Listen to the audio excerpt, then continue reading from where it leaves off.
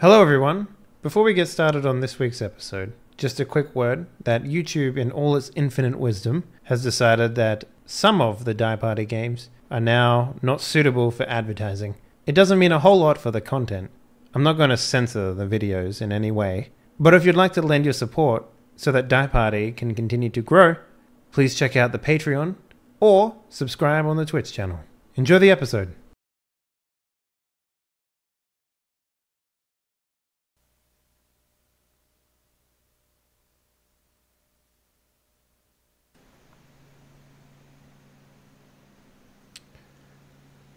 Yo, what up, people?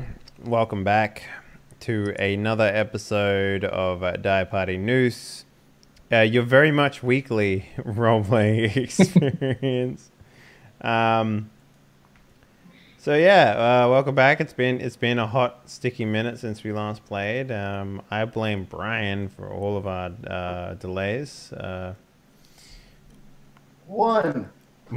No, yeah. I started the chain effect. It's my fault. No, I moved to a different town. Basically, is what happened.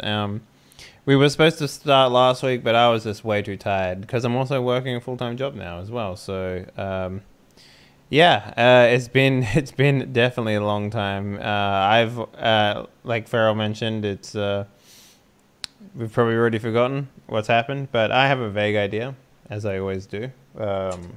Being vague I took notes. Is my forte. So let's go around and introduce everyone who's playing with us today. Drummer Boy, what up? Hey. How's life on the musical side of things? Good. Busy, but I got a whole bunch of shit done, and that feels really good. Yeah. Yeah.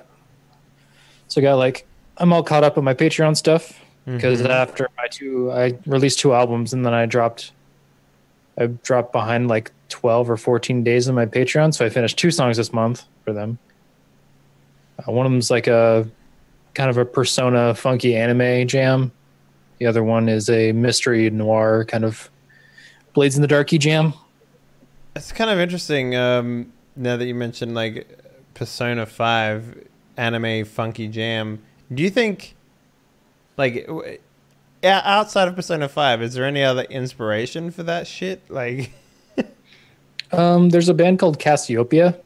They're a Japanese kind of progressive funk band from 1970s and 80s. Okay, all right. So maybe I'm just an uncultured swine. So it's fine. Well, Japan's real weird. Like their musical tastes, at least the stuff that I've been getting exposed to recently, is like a lot of like Japanese disco from the 80s.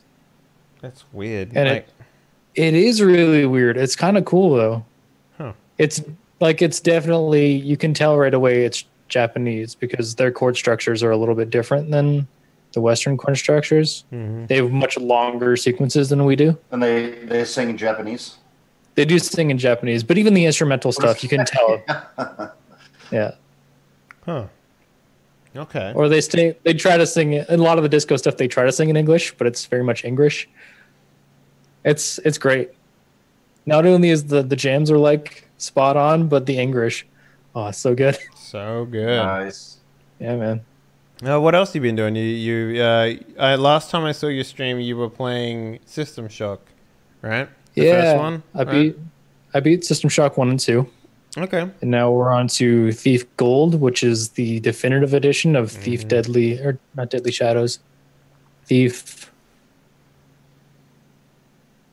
The first Thief. I think it's just called Whatever. Thief, right?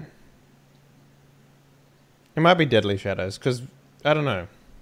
Now you got The me Dark thinking. Project. That's what it is. Wait.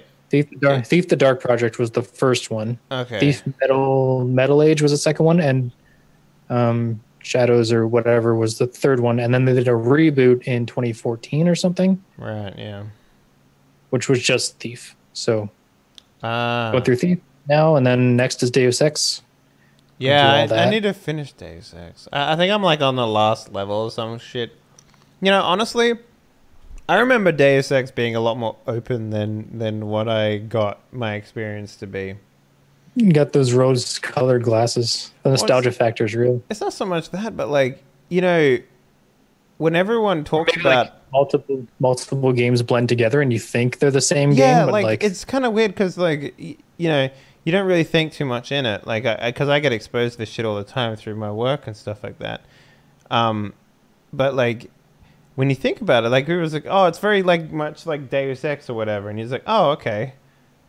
So you know, it means like open-ended level design with gameplay choices that affect outcomes and stuff like that. But ultimately, what Deus Ex actually is like, and did you ever play the new version of Deus Ex, like the Mankind Divided or whatever it was? Never played any Deus Ex except for the first one. So like, they do that stupid shit at the end of the game where it's just like, all right, just pick which ending you want, and you can literally quick save and just hit, and just hit a different button, and that's what it's like. From what I understand about like Deus Ex 1 as well, it's just basically it's like, yeah, just fucking hit a button and choose which ending you want. And honestly, I was literally I remember it being different. I remember like, because I've been so. The reason why I was so exposed to this is because I have been in a lot of modifications, like total conversions for Deus Ex. If you're looking for the one in particular that I'm talking about, take Google the Nameless mod if you're interested. I play a very angry man on the phone, which you can find. But that whole thing with... because that is basically just like, okay, you can kind of pick whether you want to be the good guys or the bad guys, right? And in Deus Ex 1, they give you the illusion that you might have that choice, but then they're just like, nah, fuck it. You just be the rebels. Mm-hmm. Congratulations, you're the good guys. It's like, well, no, I don't want to be the good guys. Yeah. So, I don't know. That disappointed me.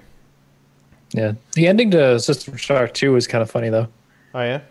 Because at the the ending scene... I won't spoil too much, but the first time your character speaks, Shodan is trying to convince you to like join her and be like, we can rule together. And the first time your character speaks at all, he's just like, nah, and shoots the screen. And then the game ends. It's like, that was the first time your character speaks, man.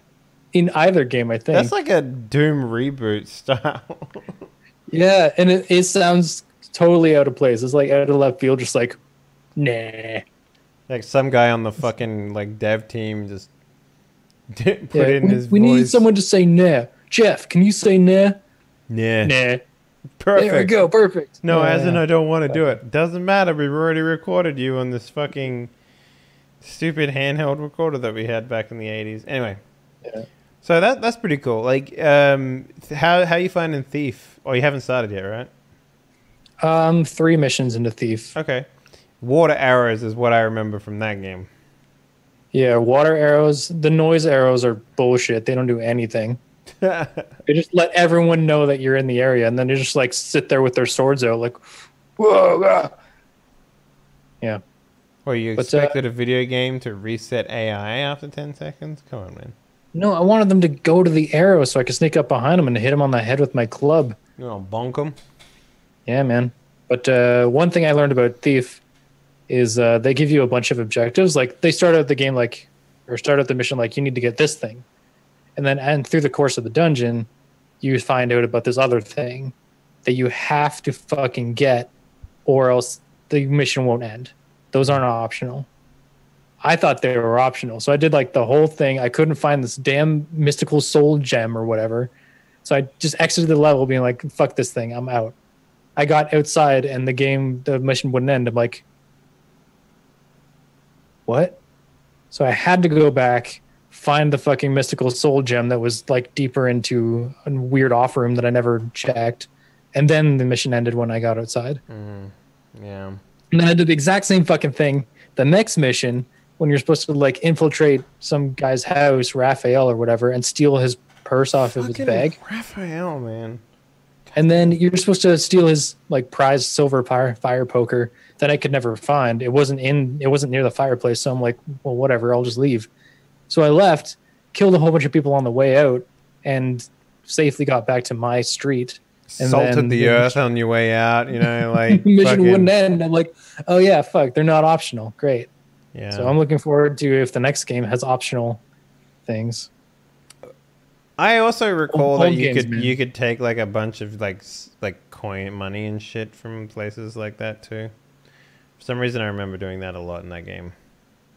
Yeah, there's like Like a stash gold or like something like that. I remember that being a big deal. Yeah. Yeah, there's like a stash, and then it shows you at the end how much of the stash you got. Okay. Yeah. I just fucking hate the fact that they're not optional missions. Old games, man. God. So what makes you go on this old game kick? Like why are you going through all these old games? Like what's keeping you doing this shit? BioShock is one of my favorite series ever, and System Shock was a big inspiration for BioShock. And then I found that System Shock was a big inspiration for a lot of like first-person simulation games. So now I'm just going through the lineage from seeing where the line from System Shock and System Shock 2 went through Looking Glass Studios, Ken Levine, that team, through a whole bunch of other series. So, yeah. Which is interesting, though. Thief, what is it? The Dark Project came out a year before System Shock 2. So I'm seeing like a game that came out a year after and like what mechanics made it from game to game. And it's been pretty interesting. Okay. Yeah. Well, Brian, hello. It's been a hot, sticky minute since we talked to you. What's going on, man? Hello, Governor. Hello, Poppet.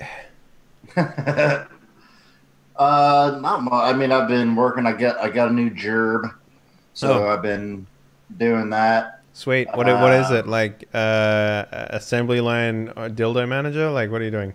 Yeah. Well, I actually test the dildos. So, they call me Sir Gape.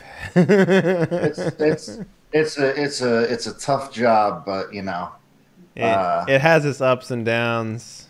Yeah, ins and outs. Yeah, so. there's a bit more length to it than you expect. Yeah, I mean it's a really the new position I've got. It was definitely a girthy proposition when it was handed to me. It's a pain in the ass. Yeah, if it was fun, they wouldn't call it work. Yeah. So, but honestly, what are you doing these days? Like, what are you doing for work? You don't have to go into specifics if you don't want to. I'm doing the same thing I was doing. Just I was working for airplane stuff. Now I'm working for automotive stuff. But same job, just more money and closer to home. Hell yeah, which is all I ever wanted. So that's nice. But it's funny. One of the guys that I work with, one of the guys in IT. So I don't like work with him, but a guy in the IT department has got me playing League of Legends. Oh fuck, man! We can't save him. I don't know what to do. I don't know. Like, are you enjoying it, or is it because for me, League of Legends, MOBAs, all that sort of shit, it feels like I'm supposed to enjoy it, Like, it feels like I'm supposed to enjoy this shit, but I hate it. I get so frustrated. I get so angry at the fucking game, And then everyone around is just like, dude, you suck. And it's just like, well, I mean, fucking thanks for that. Like, dude, you should change your username to Plate because you're feeding so much God. Yeah. My thing with it is, so generally when I'm playing most any game really, is that I tend to play very aggressively. And that's usually to my detriment in any game. But if you play League of Legends aggressively, you're fucked. Like, you can't do that. It's more like a slow chess match. And through talking with this guy at work, like, and him talking about the nuances of it, like, as I'm playing it, I get that, and it makes the game a little more interesting. But then also on top of that, like, some of these matches can last like 45 fucking minutes. Yeah, and then you won't, and then like lose. Yeah. It's like, fuck, at least with like, I play a lot of Overwatch too, so at least with Overwatch, the thing's over in 10, 15 minutes. Now it's done. and I can move on with my life, get a new game. But like I said, learning the nuances and learning how the game should actually be played, because I had fucked with it, I don't know, a few years ago and just kind of gave up on it, but because I couldn't be asked to read a wiki and the tutorial for the game is fucking garbage anyway. It doesn't tell you anything about strategy. Yeah. It sounds so let me retell you with a tale, I guess. So in the 3 weeks where I had no internet, I was like looking for things to do, and I got it in my mind that I wanted to learn the game Go. Do you know what Go is? Yeah, I have a board on my game shelf. I love that game.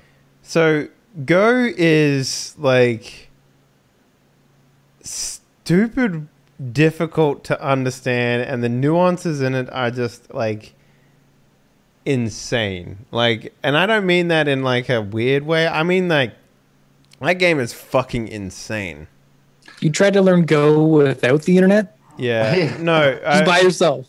In a room. By yourself. No, I was reading stuff and, basically using like an app to learn and all that sort of stuff. And God fucking damn it. Like, if you want a game that pisses you off because you play it for so long, then at the end you just lose by like a couple of points and you get frustrated and hate yourself, go pick up Go, because Go is like what if this is like the MOBA in like the fucking, what is it, the late like 1800s. Oh shit, no, that game is like 3,000 years old. Yeah. Go. Just stop. Yeah. Well, see, the way I play Go is it's less of a competitive thing and more of like a leisurely, like, take a turn here or there. Like, it's not like.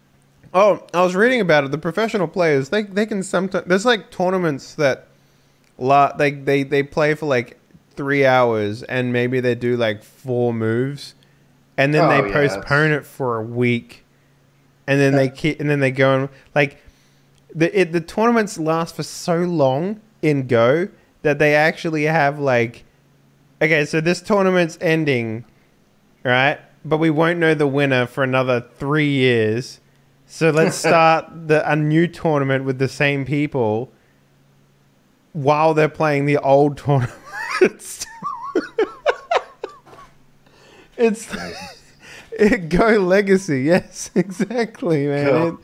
It's I don't know, man. So, like when I think of MOBAs, I think of Go now. Like they're just the same thing to me. Yeah, and I mean, honestly, I haven't played any other MOBAs, so I don't. Are they all super long matches like this Dota 2 45-minute long? I would say that Heroes of the Storm is probably like the quickest running one. I think. But it's also the most simple. Yeah. Because like in Heroes of the Storm, like you have objectives that make the map way easier. Yeah. There's like also your objectives. If you do the objectives 3 times, you basically win. There's also Smite, and I hear good things about like how quick Smite is. That's more of like a third-person shooter MOBA. Yeah. So I played quite a bit of Smite with Prylor and KO. But we didn't play. We weren't playing like the MOBA mode of it. There was some other. It's like a deathmatch, like in a line or something like that they. Well, have.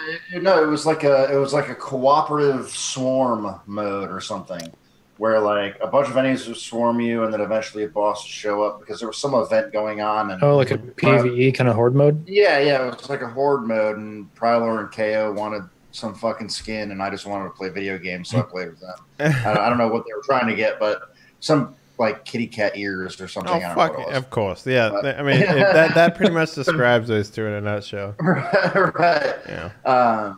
So I didn't play the MOBA version of that. The horde mode was fun, for sure, but I can't speak to the.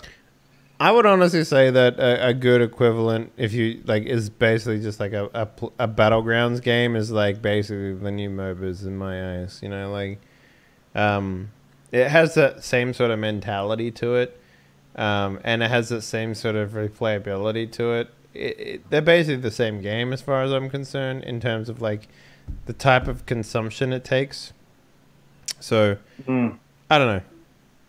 Yeah, one upside to BRs though, it's like 20 minutes long. Yeah, that's what I'm saying. Like, and the thing with the battle royales is that if you do die, you can just jump right in. There's going to be a new game starting. Yeah, in less than it solves all the problems that a MOBA has, which is to say you're committed. It's like when you go to the movies, right? And you don't know whether the movie's going to be good, and it turns out being like, let's say you went and saw Dark Tower, and that movie sucked ass, and you're sitting there, you're just like, should I finish this? I mean, I'm with people. Yeah. Do I have to finish this movie? like I paid $15 to see this movie. Yeah. Should I get up? Like, yeah, that's the worst. Yeah. Y'all want to go see Pixels? Jesus. Yes, for we know you're allowed to leave the movie theater, but the fact remains that I paid $15 or whatever for a ticket, and I feel like I would truly be wasting my money if I don't know what happens at the end of the movie. Maybe it's different in Poland. Nah, you can leave the cinemas whenever you want. Like, but I don't know. I've never. Have any of you guys gone to a fucking cinema by yourself? Yeah. Really? What movie? What did you see by yourself? And don't say Titanic. I saw Avengers.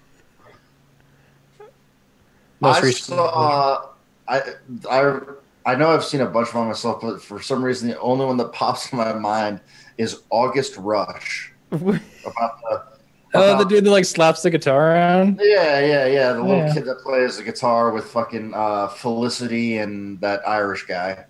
Wow. I mean, Avengers I can understand a little bit because you don't want to be spoiled, right? As someone who frequents the internet, I could understand that 100%. But like, yeah. Well, going to the movie, it's by yourself. It's like you have to be the right kind of person. Like, I don't like a big crowd of people. I'll go with a bunch of friends for like a big event, like a Star Wars if we're all fans. But if it's just a movie I want to see, I'll go on an afternoon where there's like. But then you can never talk to people. Like, my favorite thing about going to a movie with people is that you can talk to them afterwards. Oh, you're one of those assholes. Oh, afterwards. Okay. Yeah, afterwards, not during. Not during. You're not doing an MST3K during a new movie.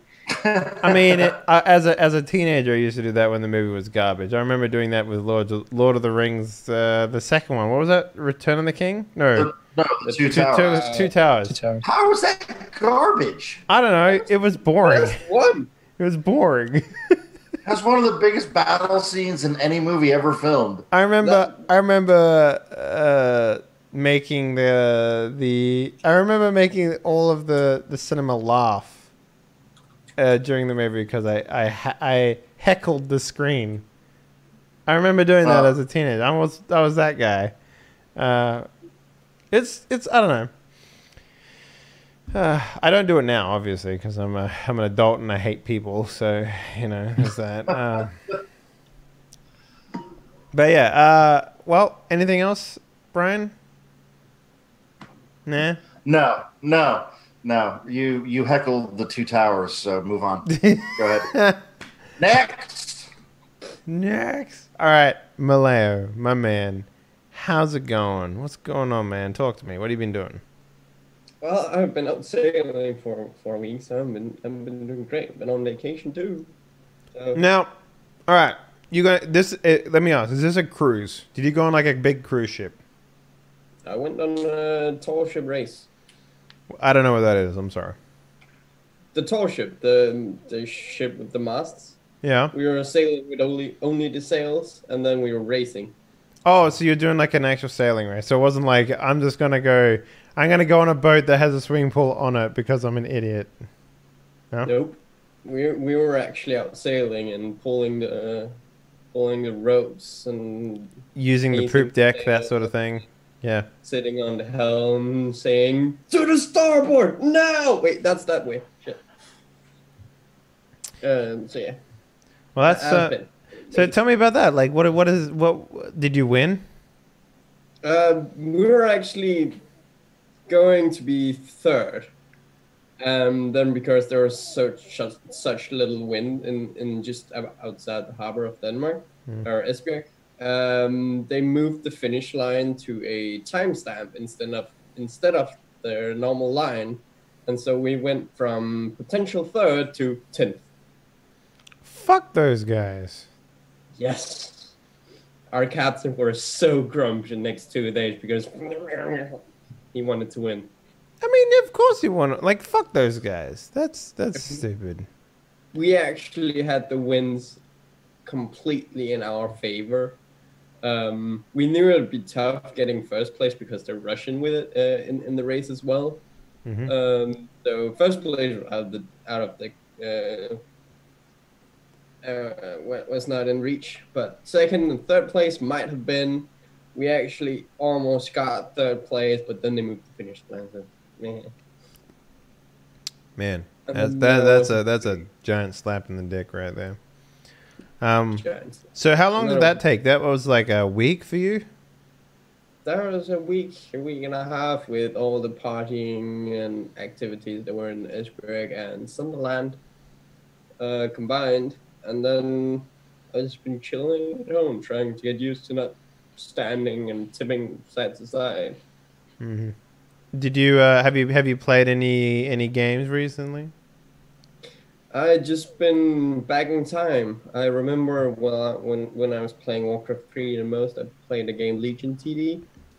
The 2 has come out on Steam. I was like, hey, I'm gonna play that game, and now I've been playing that game for the last. What was it called? So many, Legion TD, Legion TD 2. Legion TV. Legion. Legion. Yeah. Never heard of it. There was a really hyped up tower defense in while Warcraft 3 were out, and one of. Oh, okay, right, yeah, makes a lot of sense. Legion tower defense, right? I've been playing that a lot, and then I just came across Guns of Icarus. I've been playing that for. Man, Guns of Icarus! Holy shit, that brings me back.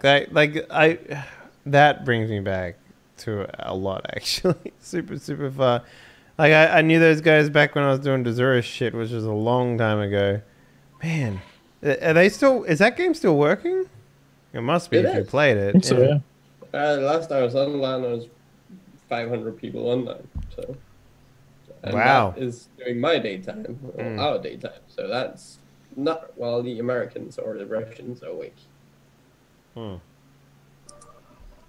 That's insane. I honestly didn't think that would be a thing still. I think there's a lot of YouTube people that kept it alive for a long time. Makes sense. I mean, there's a Blackwake game, which is basically the same thing, but with actual boats, that didn't do nearly as well. I can't even, like, that game is, I think, dead in the water now. Sea of Thieves might have done something similar. I haven't played that yet. Yeah, I don't know. I mean... I thought Sea of Thieves did nothing, and that's why no one plays it anymore. Some people do, I guess, but like it's like people get upset when you rob them in their game. It's like, well, fuck, dude. That's the only thing. That's the only thing you can do in that game. It's not Sea of Friendship. It's Sea of Thieves. That's a game that needs a battle royale mode. That would be fun. That'll probably happen in the Skull and Bones Ubisoft game. Oh, dude. There is a Maelstrom, I think it's called, or something like that. There is like a boat. Oh yeah, there's like a big giant monster like you have to fight and shit. Yeah, it's like and then you like blow up other ships, and there's like orcs and elves and stuff, and it's pretty cool looking. I would probably never play it, but wait, what game is that? It's like Maelstrom. Is it Maelstrom? Yeah, I think it's Maelstrom. Think that seems familiar. Maelstrom. Maelstrom. Oh, Maelstrom. Gotcha. Anyone tried the new No Man's Sky shit? No. I look at that and it's like, yeah, it's Maelstrom. Yeah, that's what it is. I wanted to like No Man's Sky so much. Yeah. But I refunded it and bought the soundtrack because the soundtrack is way better than the game. The soundtrack is fucking amazing. It really is. I didn't want to give it a second chance. I mean, I remember playing that game and I was like, oh, okay. you know, I didn't read any reviews. I didn't spoil myself on it, and then I got into it, and I got 4 hours before I was fucking done with it, and then I couldn't get the refund. So, you know, Really? yeah, really. So I watched a bunch of Twitch streamers before starting it up. Then I'm like, okay, I'll give it a shot for like 30 minutes. Didn't really find it very good, so then I just bought the soundtrack and been jamming that for the last couple of years. 65 Days of Static are freaking good, man. Didn't Steam allow it to be refunded even after the 2-hour play match? maybe I missed my opportunity for it. Like, this was literally like day and date, like same day that I got the thing, and I don't know, they're being pretty hard ass at that point. So I think they allowed refunds a couple weeks afterward, just because like all the false advertising shit was happening, so Steam rolled back a little bit. Yeah. I've heard they made a really good comeback, but I haven't played. The next version or whatever. Yeah. But I mean, it's got multiplayer, third-person view, base building. I've heard a lot of people say it's like Minecraft in space. So. Yeah, but I mean, it was like Minecraft in space when it was released. They didn't have base building in the release, so. Well, they didn't have base building, but I mean, it was still a lot of. All you could do in the original release was mine shit, put it in your spaceship for fuel, and fucking to center of the go universe, to another planet. Right? That's all you could do. Yeah. You could go to a space station and buy shit.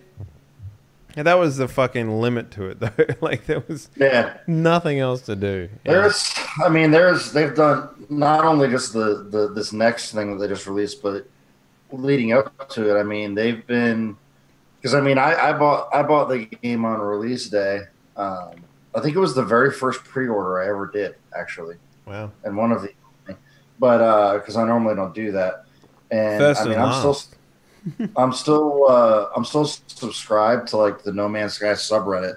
So I'll see on my front page every once in a while a post, and they've been updating that game pretty much constantly since release. Yeah, they fucking should, because. Well, yeah. Oh yeah. I'm not saying they're amazing devs because of doing that. They fucking should, but it seems like now, finally, the game is probably at the point that is living up to the promises of what they advertised from the beginning. But I don't know. Anywho. How about we play a little thing I like to call role-playing games? Let's do it. So, last time we played this game, it's been a while. It's been more than a month since we played this game, so you're going to have to excuse me and my inability to remember things. Also, I made a giant spider just swallow some amount of dynamite. Yep, that's true. It's also worth, so just real quickly, it's probably also worth pointing out that we're going to, we are going to probably not have a full session, mostly because this is mostly just going to be a session to get back into the swing of things and go from there. So, but yeah, we did blow up a spider. You guys got a legendary poker chip in the poker chip pool. And I remember, I think you guys sent off some messages to Dallas. And then we were going to go on a train, and then on our way to on the train, they said they needed guards or something. So we're just like, if we got guns, we may as well. Yeah. I think we're headed back to Dallas. Yeah. Yeah, that makes sense to me. Okay. So why don't we do this from the beginning? We're looking for someone named Hammond at the station at Dallas. Oh yeah. Cool. That's good. That's actually pretty good. So what are we going to do is I'm just going to recall all these cards as well. And your webcam isn't on Twitch. Oh, yeah. Yeah, Look at that. Yeah, that's what happens when you unplug a webcam. Give me 1 second here. And I'm not Billy, and Trauma is not Lester. But follow, still follow. Yeah, I'll fix it. Calm your boobies. Calm them boobies. No.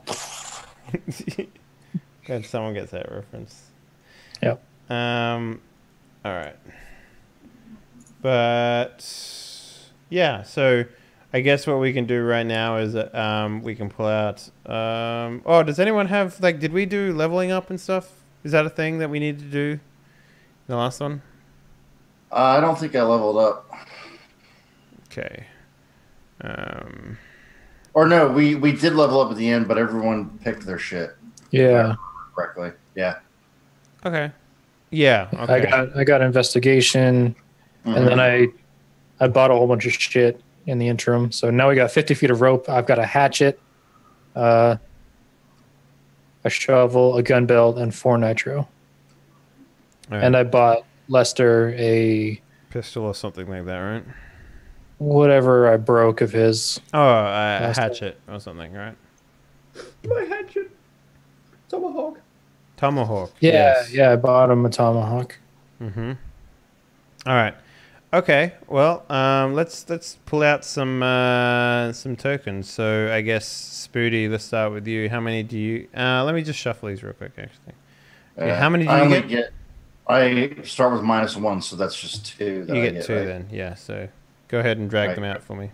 And remember, if you get the purple one, you can keep it to the end of the session and get bonus XP. So. All right, that'll work. Yeah. So Drummer Boy, how many do you get? 3, I think. Yeah. Oh no. Don't you get? Who gets an extra one? Someone gets an extra one. That's Maleo, I think. Maleo. Yeah. And Maleo, let's do yours now. It's all white. I do might get it for.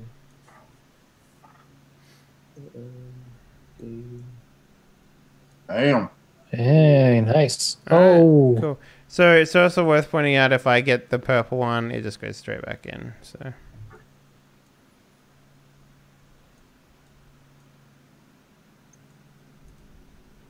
Okay. Cool. All right, so we got our tokens. Let's actually look at where we are right now. So you guys, did you get work or are you looking for work to do bodyguarding and stuff? We were just boarding the train to go to Dallas because the headquarters decided they wanted to talk to us so we can do some more research. Yep. Right, we also didn't we take jobs as guards? Yeah, you work. Yeah, like we're extra guns. So working the need Dixie Railway lines. Yeah. Mm-hmm. Yeah. Okay, so you guys are currently leaving the station. Lubbock. Is that how you pronounce it, Mr. America? Yes, Lubbock. Okay. I don't know what the square is for. Oh no, you guys reduced the fear area in there. The fear, right? I remember now. Yes. We did good last time. You did do good, yeah. Can I to front? There we go. Yeah. So you guys, the plan is it's going to take, if I remember correctly, it's 2 days via train or something like that. Oh, God. Honestly, it's been so long I don't remember the actual like. The thing is, 2 days walking for each squares. 1 day, one day. No, it was longer than that. It has to be. Or then it was 2 day horseback for each square. I think it's 2 day horseback for each square, 1 day by train for each square. Yeah. So okay. 2 days Yeah. So 2 and a bit days. Yeah. We can shorten it down to just 2 days. All right. So that's not a problem. Yeah. That the ruler doesn't do shit. Don't worry. Don't worry about that. This isn't cyberpunk. Okay. So. You guys travel for about maybe about half a day. How do we? Okay, there we go. Or a full day. You guys are working the train, so it's not necessarily like you get like a break. So you're not relaxing on the train or anything like that. I'm gonna repair my bowstring. Sure, but you still have to keep on watch while you're doing that. So, you guys take shifts. There's 4 of you, right? Oh, 5 of you. You got Yeah, Minerva. You've got Geralt. Not Hawking. What's his name? It's not Garrett. Geralt, is it? Garrett. Garrett. Yeah, I knew it started with a G. Yeah, Geralt is the Witcher. Yeah. Yep. Yeah. That's what my character's based off of. Yeah. And so yeah, nighttime is coming quite quickly. And the train's chugging along. So what is the order of you guys taking watch look like? Just give me an idea on that. Keep in mind there's 5 of you, so Is it like 2 per, or is it? I don't know. You can. Well, you tell if me. we each do 2-hour watches. Well, wait, is this we're only standing watch at night? Is that what you said? No, you're paid to work the entire time that you're doing it, so So if we watch, 4.5 hour watch, something like that per person. And you switch between. 4 hours. Yeah, it's like 4 hours and 15 minutes or something like 4 hours and 12 minutes would be 24 hours with 5 people. Mm-hmm. Yeah. And I'll make my bow while I'm off duty. Okay. So it's 1 person per watch is what you guys are doing? I guess so. All right. Let's roll a 1d. So let's roll a 1d5 for me. We'll see who's on watch at this particular point in time. We'll go with Billy's 1, Father Thomas 2, and Lester is 3. Okay, I guess it's Lester then. So Lester, for some reason, you get the early dusk shift. As the child, you get the terrible shift for whatever reason. Because he's the child. He's the kid, yeah, man. He's the I kid. got the most energy. I can keep up longer. Yeah. That point when just. Yeah. So, give me an idea of how you patrol the train. Do you walk up and down it? Do you stand on the roof like a badass? Like, what do you do exactly? A bit of both, I think. I would. Because the train doesn't move exceptionally fast. It's faster than any means of transportation that you would probably have access to right now. But it's not like impossible to stand on top of a moving train. So.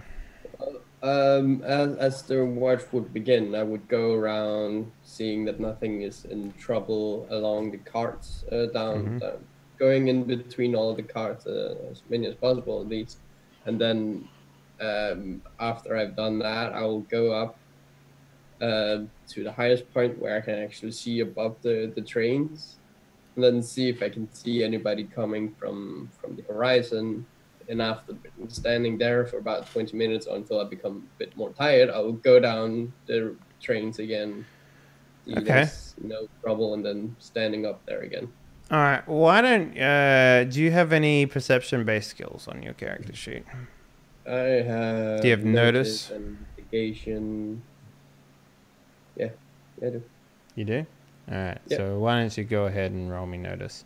Now, if you remember correctly, this is a game about beating the DC of 4.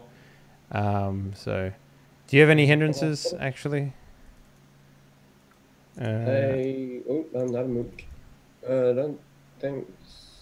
I think my hindrance is that I'm young, I'm wanted, and I have bad eyes, so I have glasses. Okay. Yeah, the bad eyes will probably come into play here. If I lose my glasses, I have a -2 to notice. And shoot. Okay. All right. So that's fine. So they don't affect you right now. So go ahead and roll me a notice for me, please. Let's roll for the day, guys. Please. Yeah. Seems like you're good. Modifiers applied. Wait, what modifiers do you have on right now? You have a trait test modifier of +1, so you need to remove that. Still 4. So it's still 4. That's fine though. Wow, that would have been interesting. It's like, yay, we did it. Wait, no, the modifier was positive. Fuck. Yeah, but 4's fine. Thanks to your wild dice, you catch glimpses of the hills around the train line. It's like slight hills, slight inclines and stuff like that. you start to notice figures on the top of these hills. Human-like figures? No, it's too far to see, and it's dusk. All you can see is that there are figures and where they shouldn't be, you know. I'll keep a mind to that, and whenever I get the chance, walking down the trains, I'll look out towards where the figures stood to see if he had a moving coming towards here. Yeah, there's more figures than there were last time. Definitely sensing something here. I'll go down and wake the others up. All right. Better be safe and grumpy than die and not. Whose last shift was it? I think it was Geralt or Minerva. Look at these guys playing the fucking odds. Playing the odds. All right, that's cool. We will say then that Geralt has... oh, no, it doesn't matter. There's no, like... I was going to say shaken, but, like, that doesn't matter. Like, because you're not in combat, so whatever. Not a big deal. So, yeah, you guys are all awoken by the rude and childlike Lester. For reasons he has yet to roleplay out. Guys, I think I see something on the horizon. There's it looks to be people or something standing on the horizon observing us. I might need help if they try to do stuff. What would they do, lad? We're in hundreds of thousands of pounds of moving steel on a track, going 45 miles an hour.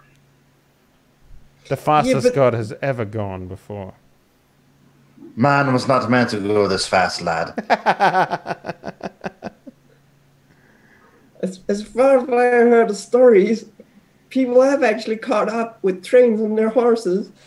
Anyway, I see them. They're right over there. I might need some help checking them out, or because I can't see that far. I fix my glasses a bit. You don't have binoculars, so, Billy will, he's been asleep for, a lot of this. He just, snaps awake, grabs a gun, points it at Lester.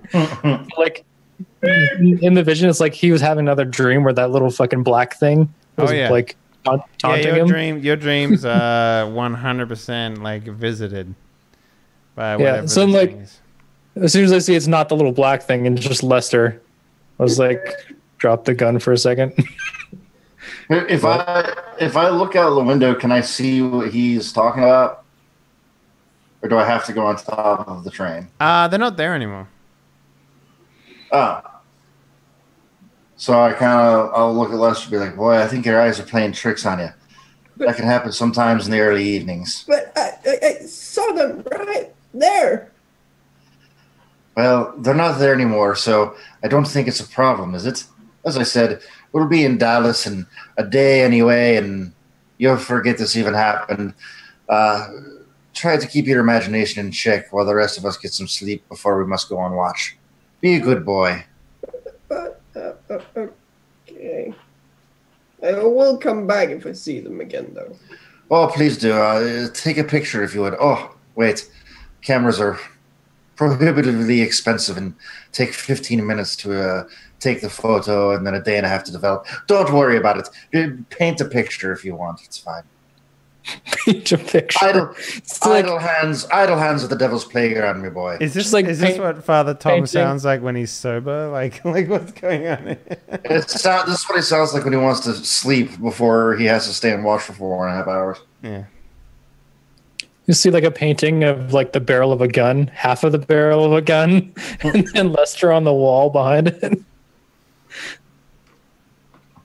I'll go back to my watch then.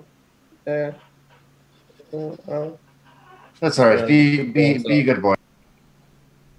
I'll go to the front carriage where I have coal, and I'll take a piece of coal. Whenever I see them next time, I'll try to draw out the figure I see, which most likely is just a blob on top of the hill, but I'll draw it.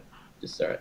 Yeah, well, I mean, you don't hear them or see them or anything like that anymore. Or just standing there with a piece of coal and ready to draw. They saw you pick that coal up, and they were like, "Fuck that! He's got a piece of coal." Oh, boys, turn around!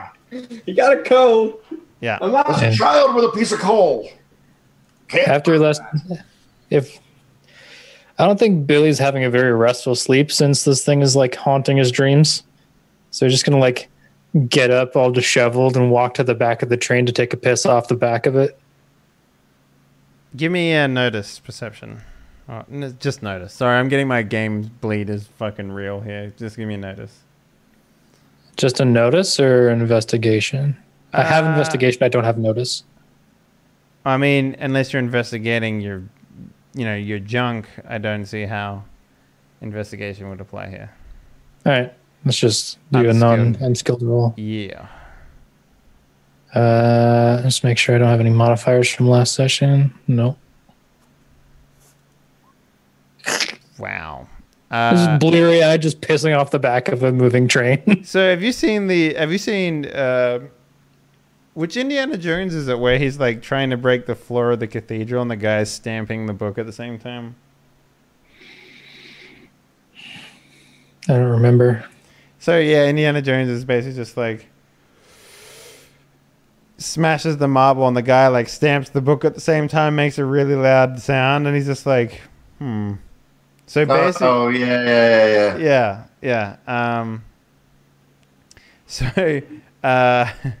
Sorry, the eating of the pillows is happening live on Twitch.tv. Yeah. Oh, he destroyed the pillow by the looks of it. Wrecked. Fuck. F's in the chat for pillow. Yeah.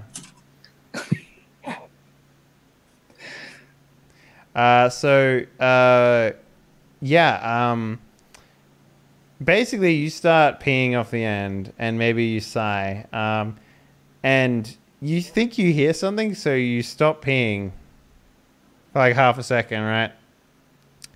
But that's when you notice that the back of the train is being attacked.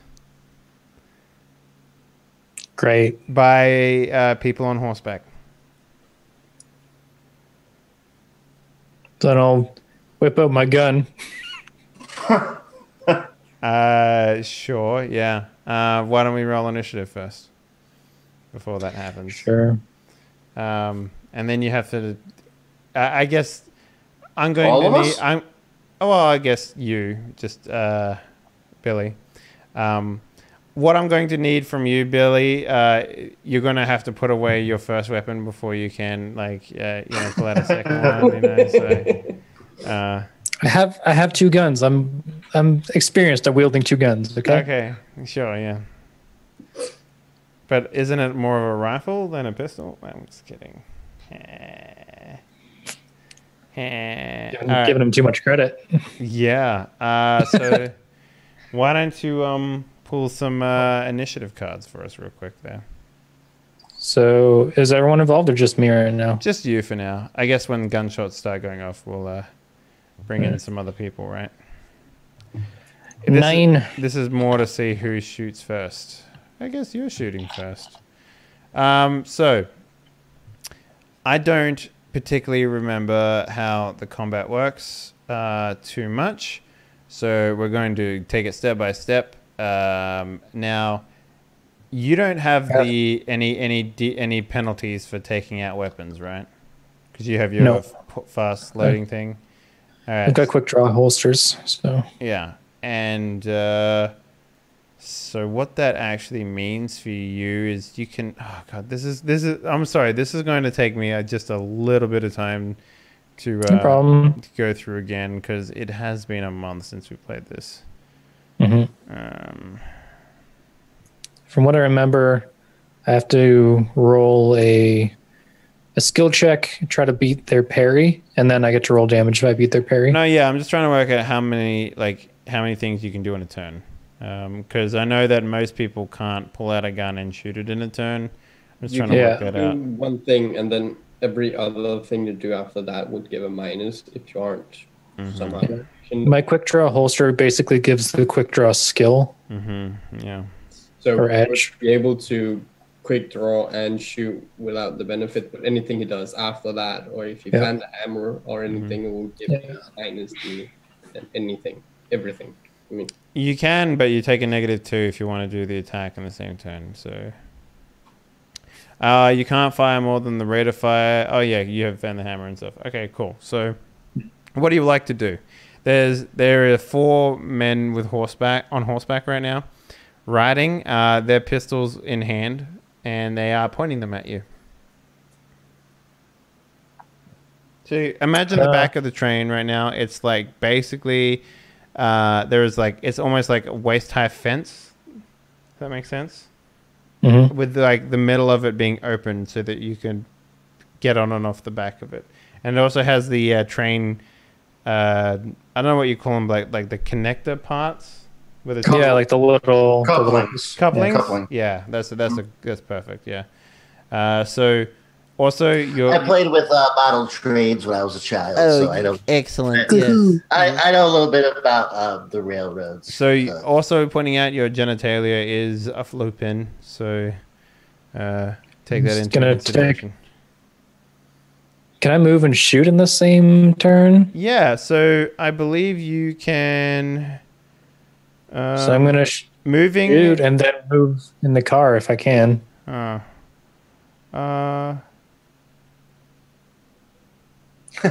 Billy just looks out, sees guys on horseback with guns, and just steps back inside and closes the door, pulls down the shade. Nothing to see here. We're on a boat. Continue being inside. Yeah. I mean, it's safe, right? Yeah, that thin door will take care of them. Yeah. That's right. What is your movement total that you can go to? 6 base. Okay, characters can move the full pace, 6 pace, in a round is considered a free action, doesn't inflict a penalty on other actions. Okay, so yes, you can shoot and move in any particular order you like. Cool. I'm going to shoot him, and then I'm going to jump back in the car. Okay. And, like, duck down and yell at people. Yeah. As long as you don't use 2 hands to do what you're trying to do, you can do all of that pretty easily. No, I'm not pulling up my britches. It's fine. So the way that multiple actions work in this game is you can perform as many actions as you want. Each additional action attempted in the round subtracts 2 from all the heroes' rolls.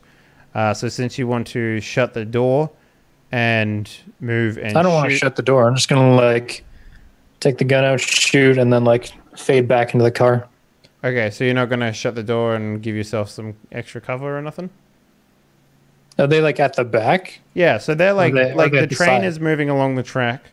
There's 4 men on horseback right now, and at least 2 of them are like basically in line with the back of the train. The other 2 are flanking either side. So like if you shut the door, you'll have cover, and you'll be obscured as well. But it will give you a -2 onto your shooting attack. So okay, that's fine. Yeah, you want to do that? Yeah. Well, wait. If he shoots first, then closes the door. No. The way that it works in this game is you tell me all the actions you want to complete in your turn, and for every action that requires something to do, you add up all the -2s. Yeah. Gotcha. I remember now. That's what I was trying to work out because I couldn't remember what that actually was. So yeah, that's what that is. So yeah, I don't know if I got that strong of a stream, to be honest. I don't know, man. I don't know. You are harrowed, so like I don't know. You can maybe you can get God's good grace and like get a prayer from Father Tom and have him do something for you. Once I wake up. All right, so let's get that shooting action with a -2, please. Cool. Let's just go to trade test modifier and do -2 because that's something we can do. Yeah. Shooting. 9. That is 5 over. Oh wait, sorry, no, we have to compare it, right? Against their. No, so. shooting we don't have to. Range attacks you don't have to. It's only melee attacks. Range Okay, attacks. cool. Yeah. So that's Yeah. It's that's 4 as usual. So you basically got a raise there. Cool. If you hit your target with a raise, add another 1d6 to the damage total. So there should just be a checkbox you can look at that says raise in your weapon. Mhm. So just click that and then roll your weapon for me. 9 again. Okay. So now the damage needs to beat his toughness, I believe. I think so. And then if it does, he gets a wound. Mm-hmm. Yes, that is correct. Isn't that only with high level or plus? And normal. Yeah, characters? wild card characters don't get wounds; they just die basically. Okay, sweet. Yeah. All right. So his toughness is lower than a 9. So basically, you just like gat this motherfucker as he tries to like jump onto the back of the train. Horse. He goes limp in his saddle, and the horse continues to run alongside the train or at the back of the train. Did you shoot one that was along the side, the flanking, or the ones that were directly behind the train? Probably one of the ones that's directly behind. Sure. All right. And then I'm going to turn around and yell, "We got company!" And then you slide in all smooth and buttery like into the back of that there caboose and shut the caboose door. Didn't even get her to full piss. All right. And then the other gentlemen are going to take a turn. So now this is a normal caboose, right? Passenger caboose, all that sort of stuff. They don't have dining car cabooses. Like, let's stipulate this. Like, there is probably like a freight cart somewhere, but where do you want to specify the order of these carts, right? Like, keeping in mind that what they're probably after is in fact the freight. So we'll decide that now because we didn't decide it ahead of time. Where do you want to put the freight car and where do you want to put the passenger cars? In a lot of cases, normally... I'd imagine freight's near the back. Either that, or I would imagine the freight's being near the front because of just how the weight distribution normally goes for like... Okay, yeah. That makes more sense. Yeah. But it's up to you guys because I didn't define it ahead of time. So if it is a passenger car, keep in mind there are going to be windows, as is the normal standard way of things.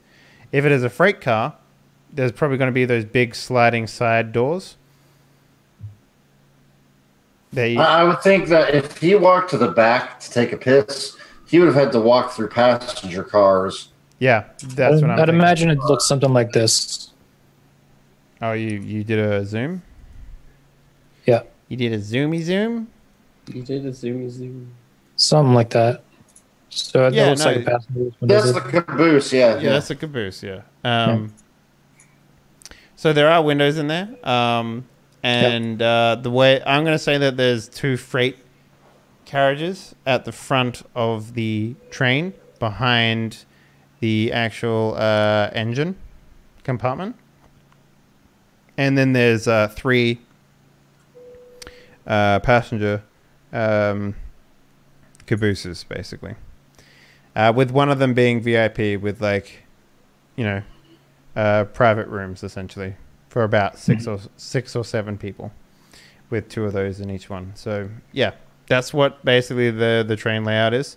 So just so you know. So what these 3 gentlemen are going to do then, one is going to jump onto the back of the train. You hear him, boots are clanking, right, through the door, and then the other 2 are going to ride along the. I guess if you're looking directly in the train's direction, they're going to ride along the left side of the train, and they're going to fan the hammer into the actual wood and window as to where they believe that. I guess Billy Hawkins might be. So in this case, cover. I'm not entirely sure what that gives you. Probably just a negative. Just a higher parry skill. So I think it'll be a higher difficulty to hit. So light cover, subtract 1 from their attack rolls. Penalties increase to -2 if half the target is hidden from view. Heavy cover, which I believe is what you're in, penalty is -4 if only part of the target is visible. So, through this window, they can probably see like your shoulder, your hat, what have you, something like that. Yeah, well, they could probably see me screaming up the train like, "We got company." Yep. Kid was right. Kid was right. Oh my God. Yeah. So, there's figures. Yeah. They're here.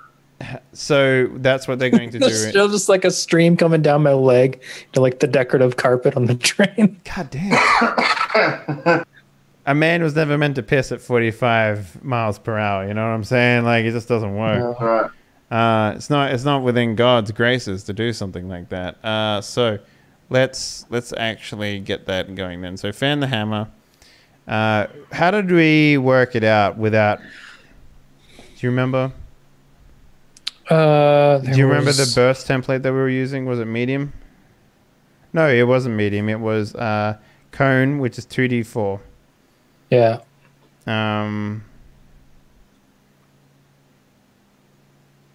Were we still doing that, or were we doing the? I actually don't remember which one it was that we decided to go with. Hold on, the 2d4 thing was my windstorm medium template. 2d4 equals the numbers of enemies affected.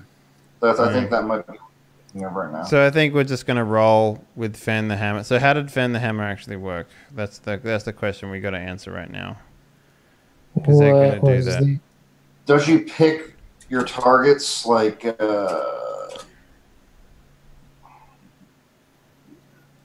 Yes. I thought it was a way to pick multiple targets without getting a negative modifier against your roll because it's like a special skill. Like if I want to shoot one person and then another, each time I do that, I'm getting increased negative scores, right? Yeah. What was it? Like, yeah, fuck. I'm trying to work out what it was because you fire all fanning the hammer. Here we go. Yep. Okay. Each shot. Okay. Fire 6 shots in a single action. Each shot suffers a -4 shooting modifier, but where you lose in accuracy, you make up for putting more lead in the air. Okay. If your shooting becomes... Oh. Okay. It's rapid attack rules in Savage World. Yeah. Page 75 in the PDF. Because that's the one that's directly named. The one in Deadlands points to another section, but it's not named in that section. So I think we rolled dead. We were going with the named one. Okay. Which rapid attack is just like -2. No, it says Like range attacks with a semi-automatic weapon or revolver may fire up to 6 shots with a -4 penalty to each. Rolling a shooting die for each shot, along with a wild die if the attacker is a wild card. Single action revolvers refer to this maneuver as fanning the hammer and requires 2 hands to perform. So yeah, it's just a -4 to each one, with another -4 on top, because of the fact they're probably not even going to fucking hit you, right? And then I think the stipulation was you have to name your targets beforehand, but I'm the only target, so yeah. Because of your cover, though, so it sounds like you're basically getting out of this scot-free. But we'll roll anyway, because, sometimes dice explode. So, they're rolling this for each shot. So, we're going to be rolling, 12 die here, basically. So, we might as well just roll 12d8 and just go from there. And basically, any time, we got this. D8. Okay, so, in order to hit you, we needed to get, because there's a -8, basically. because of the fanning the hammer, and also so these are 2 people doing it, right? So actually no, there'll be 3 people because there's 3 people left. No, 1 jumped on the back. Sorry, I'm an idiot. So yeah, this 1 bullet might hit you. So let me roll another 1d8 here to see how deep the rabbit hole goes. Damn, it's pretty good. He did all right. So it's 15 minus 4. Yeah, minus -8. minus 8. Yeah, so but he got a 7. Yeah, that's above my parry, so he hits me. Well, you are being shot by a gun, so your parry doesn't matter. It's a ranged attack, so it just need to beat a 4. Okay, so it's just toughness then. It's just toughness, yeah. But lucky for you, he doesn't get a raise because it wasn't above the score by 5. So there you go. So for the gun, we need damage. And this says AP1, so it just negates my armor. yeah, so 6 damage. 6 damage. What's your armor? What's your toughness, sorry? Toughness is 6, but my armor is 1. If it's going through armor, then it gets me. Yeah, so you got hit. Man. Yeah. So basically the 2 horsemen ride along the train and you just like, fucking there's people, the kid was right. And then these guys just pull up 1 pistol and just go, right? And these 2 guys, you just like bullets are going fucking everywhere. Glass is shattering, wood is splintering. One of them gets you probably like, I like to think like maybe in the side of like just in the like abdomen somewhere, you know? Yeah. And you are shook, good sir. You are shook like no one's business. So shook. So shook. Okay, let's actually roll everyone's initiative, he says, looking at a deck of cards like their dice. Yeah. Let's start off with Sir Spoody McTooty. King me. Damn. Okay. Drummer Boy, what's yours? Give me the damn card. Oh, there we go. All right, so I get to choose when I go. You can choose when you go, yeah, and you can interrupt anything. So the first one is going to be for the group that is acting, and the second one is for the group that you haven't seen. Okay. So, Drummer Boy, jump in whenever you want, but Spoody, you're up. All right, so I've obviously heard gunfire coming from the rear of the train. Also, a screaming man taking the Lord's name in vain.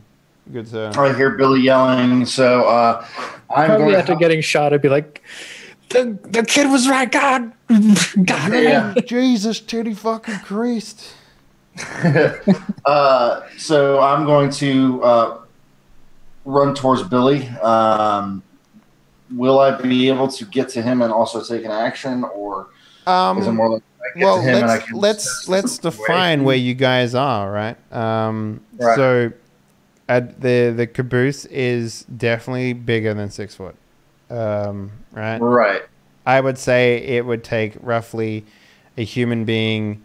You would have to sprint to make it up the caboose in 1 turn, right? Because right. In this game, you roll an extra d6 when you sprint, right? I'm pretty sure I'm remembering that correctly. So you would need at least 12 feet to... Now, let's make it an even 10. It's 10 foot long to get from one side of the caboose to the other. Let's define where you guys are right now. So remember, there's 3 passenger cabooses. There's 2 freight and then 1 engine. And that's the order they are from back to front. Right. So where would you guys be? I was imagining probably... The luxury car is probably the first passenger car closest to the engine. Yes. Mm-hmm. I would imagine I would be in probably the middle passenger car is where... Yeah, that's what I was thinking as well, right? Like, there was an effort I've got to make it through my passenger car, another passenger car, and then the caboose. That's how far away I am. Well, no, the final train car is the caboose and the passenger car at the same time, sort of thing. So, yeah. Oh. Yeah. Okay. Yeah. So There's three. There's a total of 5 compartments and 1 engine. Okay, Total. all right.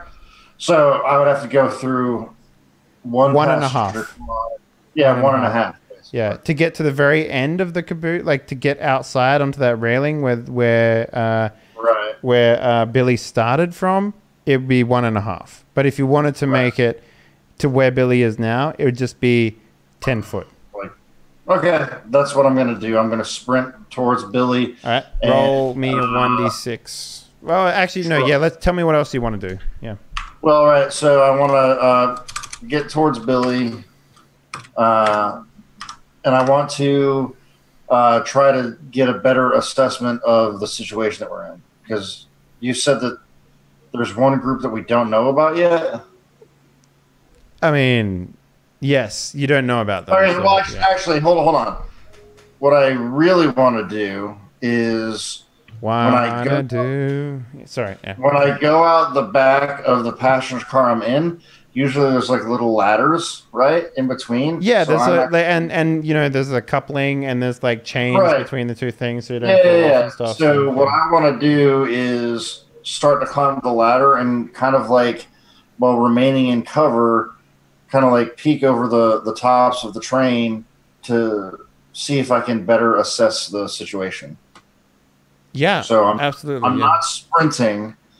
I'm literally just going out the back door and kind of like climbing halfway up a ladder. And then I'll do like, I guess, a notice check or something like that, maybe. I don't know. Sure. So climbing is an action. Notice check is an action. Are you doing anything else? No, because anything past that. So basically that defines your entire turn. So if you successfully notice something, you won't be able to act on it this turn. You know what I'm saying? So if you say, and then I also want to. Well, but talking isn't an action, right? So yeah, talking is a free thing. So you can within reason have a quick conversation. Right. So. All right. So before I run, I tell Minerva, I say, Minerva, get ready. I'm going to see what's going on. Oh yeah, by the way, she looks great when she wakes up. Like she's got that, like, you know, girl next door bed hair. So yeah. I tell her, if I need your help, I'll call for you. Be ready. And I head out the door. What do they call that undergarment that ladies in the Wild West movies normally wear when they're like sleeping in? Corset? It's not a corset. It's like the silk gown that they sleep in. Slip, maybe? Is it a slip? Is it a silk gown? Yeah. Is that what they call it? Fuck you. You're asking poor dudes, what is that, like, 1800s, you know, women's dress thing called? Wild West lady underwear.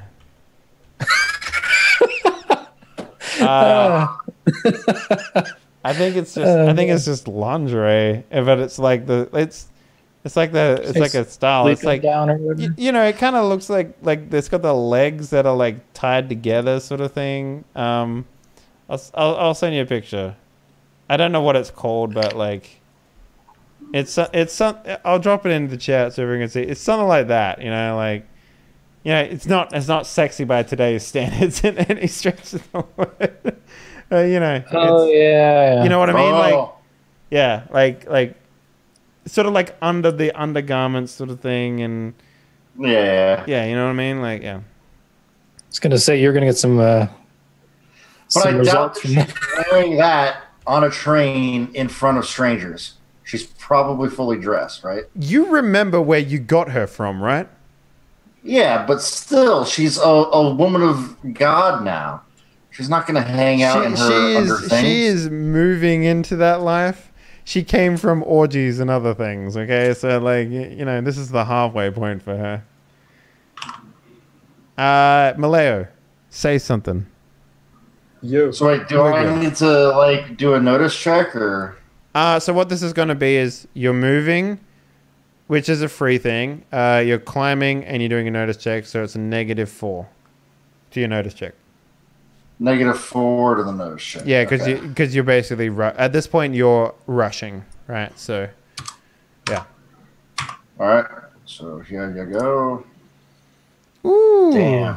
Damn, that was close, though. That was close. Wait, why do I have fatigue? Yeah, why do you have fatigue? I don't know. Yeah, let me take a look at your sheet real quick. Because otherwise that would have been... Oh, yeah, no, you have fatigue, yeah. Did you have a wound from last session? No, Yeah, but it got healed. got healed, yeah. Shouldn't that be 0? I think... No, you got fatigue because you were poisoned, remember? Right, but the poison went away. Yeah, no. Poison set it to 0 for me. Yeah, so you pass. Yeah, barely. Barely, by the hair of your chinny chin chin. Yeah. So yeah, basically what like you climb halfway up and you do that thing where like, you put your head up and you swivel it around. The moment you start climbing up, like you see like the horses to, I guess, your right, because if you're climbing which ladder are you climbing? The last caboose or the caboose you just came out of? The one I just came out of, so like I'm facing Okay, so forward. yeah, so it would be on your left. You start to notice like one of the horses coming up that was just shooting at Billy, and as you stick your head up above, you start to notice there are 2 more flanks of people riding in from the side at the front of the train, and they're also going for the engine compartment and climbing onto they're abandoning horses now and jumping onto the sides and climbing onto the train. So yeah, I'll and if you had to guess the number of all of those people, so you know there's one on your left at least, right? Right. The ones that there's and 4 up front. There's probably close to 6 up front. So 3 on each side, left and right of the train. So that's 7 total that I could see. Yes. Okay. So I'll sort of lean my head down to the open door and yell to Minerva, say, "The bandits are going for the engine. Do what you can do." I'm on it. So she gets her gun, and she starts... She's got like 3 guns. Yeah, she's also like, all right, fine. She grabs 2 guns. She has 2 hands. She has 2 hands. But she's also in her underpants. How about she takes the Winchester lever-action shotgun and the Peacemaker? All right. No. Are we defining that she is... Because draw another card right now. Because she needs to be in this initiative. Okay. Oh, I thought she was automatically in just like Garrett. Okay, yeah. No, you're right. 100%. So she'll act on your turn. And who's controlling Garrett then? Who wants to do that? Do you want him, Leo? Okay, I'll take Garrett. All right. So Garrett is on your turn whenever you want to go. So. All right. Okay. So what's Minerva doing? She's gonna take the what? The Winchester? She's got the Winchester and her Colt Peacemaker on her hip. So okay, so what you're saying is she takes the time to put on her gun belt. Yeah. Yep. Cool. She also has quick draw. So drawing a weapon is a free action. Yeah. Yeah. But she also has to equip her belt right now. So if she wants to act this turn, she's at a -2 already for equipping the belt. Okay. And she is going to go forward in the train towards the engine. Is this in the compartment or is she going to climb on top of it? No. She's staying inside the cars. Roger that. But she's going to go forward towards the engine because that's where Father O'Malley basically just told her to go. So between you and the engine, there are 3 cards. Right. So she can probably make it to the front of the next car. Yeah, so she can basically, if she sprints, she can potentially cover the distance of like get halfway through the passenger car in front of you. Okay. Yeah. So she'll do that. So she's gonna put on her thing and then sprint. Yeah. Yeah, and she'll take cover at the end of her sprint as well. Roger that. Behind the passengers. Yeah. Do you want me to roll for her or No, I'll roll for her. Okay. All right, so she can go a total of 9, so she's just a little less than halfway through the through the thing. Perfecto. Perfecto. All right, that's Spoody's turn. Malaya. Okay, my turn. Yeah. Well, the guy's finished climbing into the train. Basically, you hear a couple more gunshots. Isn't that the unknown guys that's going up now? Are they still on the side of the train? No, that's what they were doing last turn. This turn they are inside the train. So before that, I'm going to take my turn. Sure. Mm-hmm. So Garrett is going to lean out a window and fan the hammer at the people on the side of the train. Okay. Well, the distance is quite large. For a pistol. Got a pistol, though. Yeah, for pistol, it's still quite a distance. So the normal, I would say that there is distance for pistols here. Oh, where is it?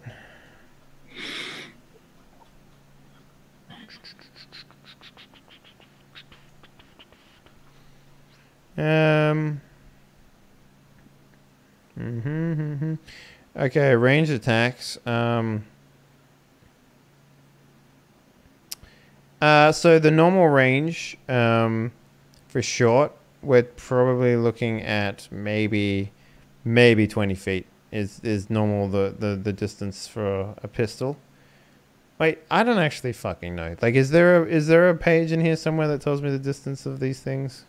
It's usually in the description of the weapon. Like on my character sheet, it's like 12, 24, like short, medium, long. Oh, if it's 12, then yeah, it's 12, 24. Yes, you're 100% correct. Yeah. Yeah, 12, 24, 48. 12, 24, 48. So if we're talking going to the front, each caboose is 10 feet. He's in the second one, so there's 3 in front of him before you get to the engine. Which ones is he trying to attack? Just anyone on the side? Basically, anyone on the side, anyone you can see. So we're at least looking around the 20-foot mark. So we're going to go into the second category here. Maybe, and okay, so fan the hammer, right? So he's leaning out the window. I'm not gonna penalize you for fucking opening the window because I assume that it's hot as anyway. So, because it is the desert, so windows would be open. So he leans out the window. He had to finish peeing. Was that? He had to finish peeing. No, this is Garrett. Yeah. This is Garrett. Oh, this is Garrett. My bad. Yeah. So I'll open his sheet real quick, and I'll need Minerva's as well. Video games. Okay, so Garrett's turn. He's going to fan the hammer. He doesn't have any skills, so it's a -4 to fan the hammer for him on every shot, and he can do this for 1. And he's also looking at -2, so that puts him at -6 to hit. And we get 6 shooting attacks. Okay.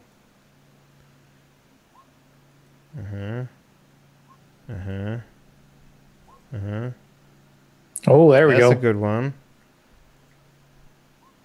That's a good one. Okay, so 2 hits. 2 hits. That's not bad. I'll accept that. One of them is a raise. So that gets... we'll do the raise one first.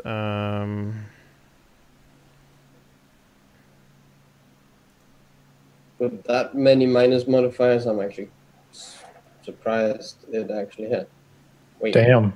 That's pretty good. The first one was with the D6. So, yeah. Okay. I think he would definitely kill one of them. Now, how does it go from target to target? Because fan the hammer in my eyes was like a single target, right? No, it's like you You use the declare targets beforehand. But like whoever he could see on that side. Okay. Oh, I mean, I'm fine. I'll be fine to let you do that. And if they're in a line, like he's just like. Yeah. The problem is that like I would say the first two on the right or the left. Which one would he attack? Probably the left. So the left facing forward. Yeah. Okay. Just so you Because know. I'm envisioning like our car was like on the left side, or like there was two cars or two people on the left side of the car, two people on the right side of the car, and he just like out the window and. What that does mean, however, is that there is riders behind him that can now see him leaning out of the window. Yeah, that's fine. Okay, cool. So he will kill 2. Now the other 2 ahead of him are in the long range from where you are right now, so you would get an additional -2 on top of that, which would put you at -8 if you want to defend the hammer next turn. So just so you know. Well, he would need to reload. Yes, he would. So right. Now you have to have your turn, yes, since you are interrupting. So there's still 2 on my left that fanned the hammer at me last turn. Yes, they are on the left of you, yes. Keep in mind you are shook, so the only thing you can do is try and break the shake. I'm going to spend a Benny. Or spend a Benny. Yep, cool. That works for me. Cool. So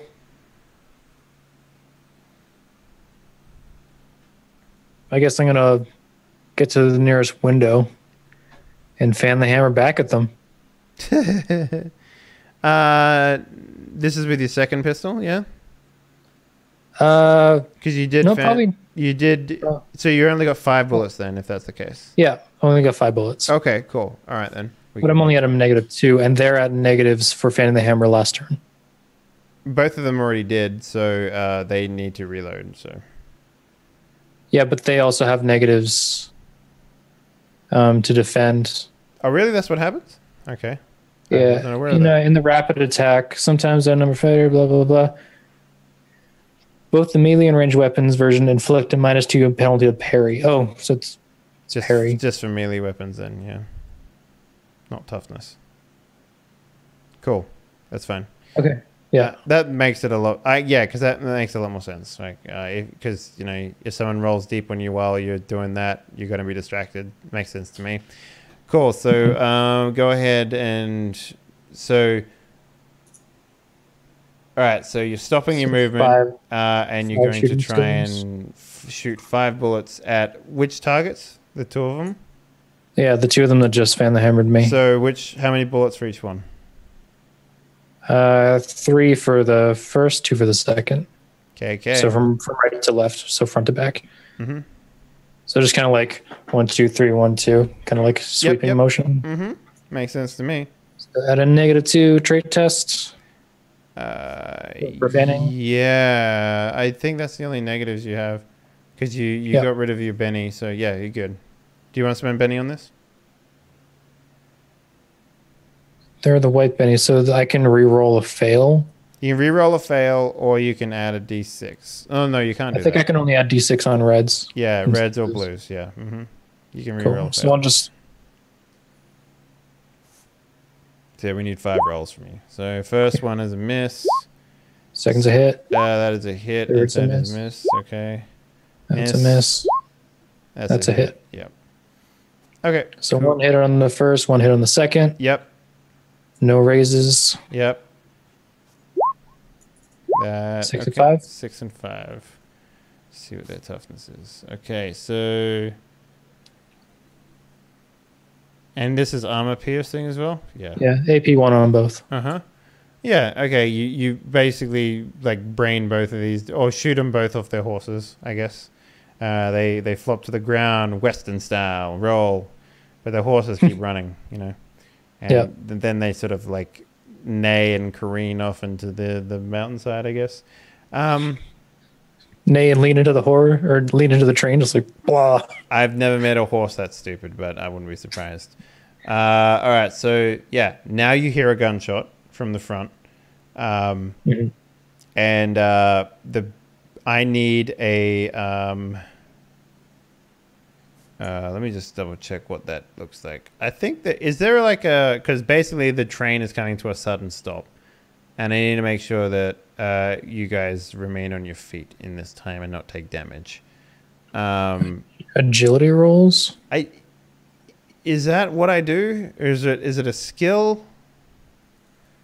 I don't know if there's like a steady skill. Hold on. Core skills: boating, climbing, driving, faith, gambling, guts, healing, investigation, lockpicking, notice, persuade, piloting, psionics, repair, riding. I would accept like yeah, riding. I would accept. I would also accept guts. And otherwise, you're making an unskilled check. Right, I'll hit my riding skill then. Should I do that now? Yeah, please. Everyone do it. 7. Yeah, you're good. You want Garrett to make a guts or a riding check? They're the same thing. So. If they're the same thing, it doesn't matter. Just one of them. One or the other. It's not supposed to have a -6. So I'll just re-roll that. It's just easier. Okay, he's fine. Cool. And Minerva, what would you like Minerva to do? She has only guts. Yeah, so guts it is. Okay. 2. She falls onto her face and is shook. Okay. Even though she was like crouched and okay, that's fine. And then now Father O'Malley. Yeah. Yeah, Father O'Malley. Yeah, please. Mm-hmm. I'm gonna use riding. Yeah, you're fine. You steady yourself. Why didn't Minerva have a wild die on hers? She's not a wild card yet. Remember, you need to buy a trait in order to make her a wild card. She's basically just a follower of you. So if she gets hit once, you'll have a chance to save her, but she'll die essentially. Right. So. And Lester.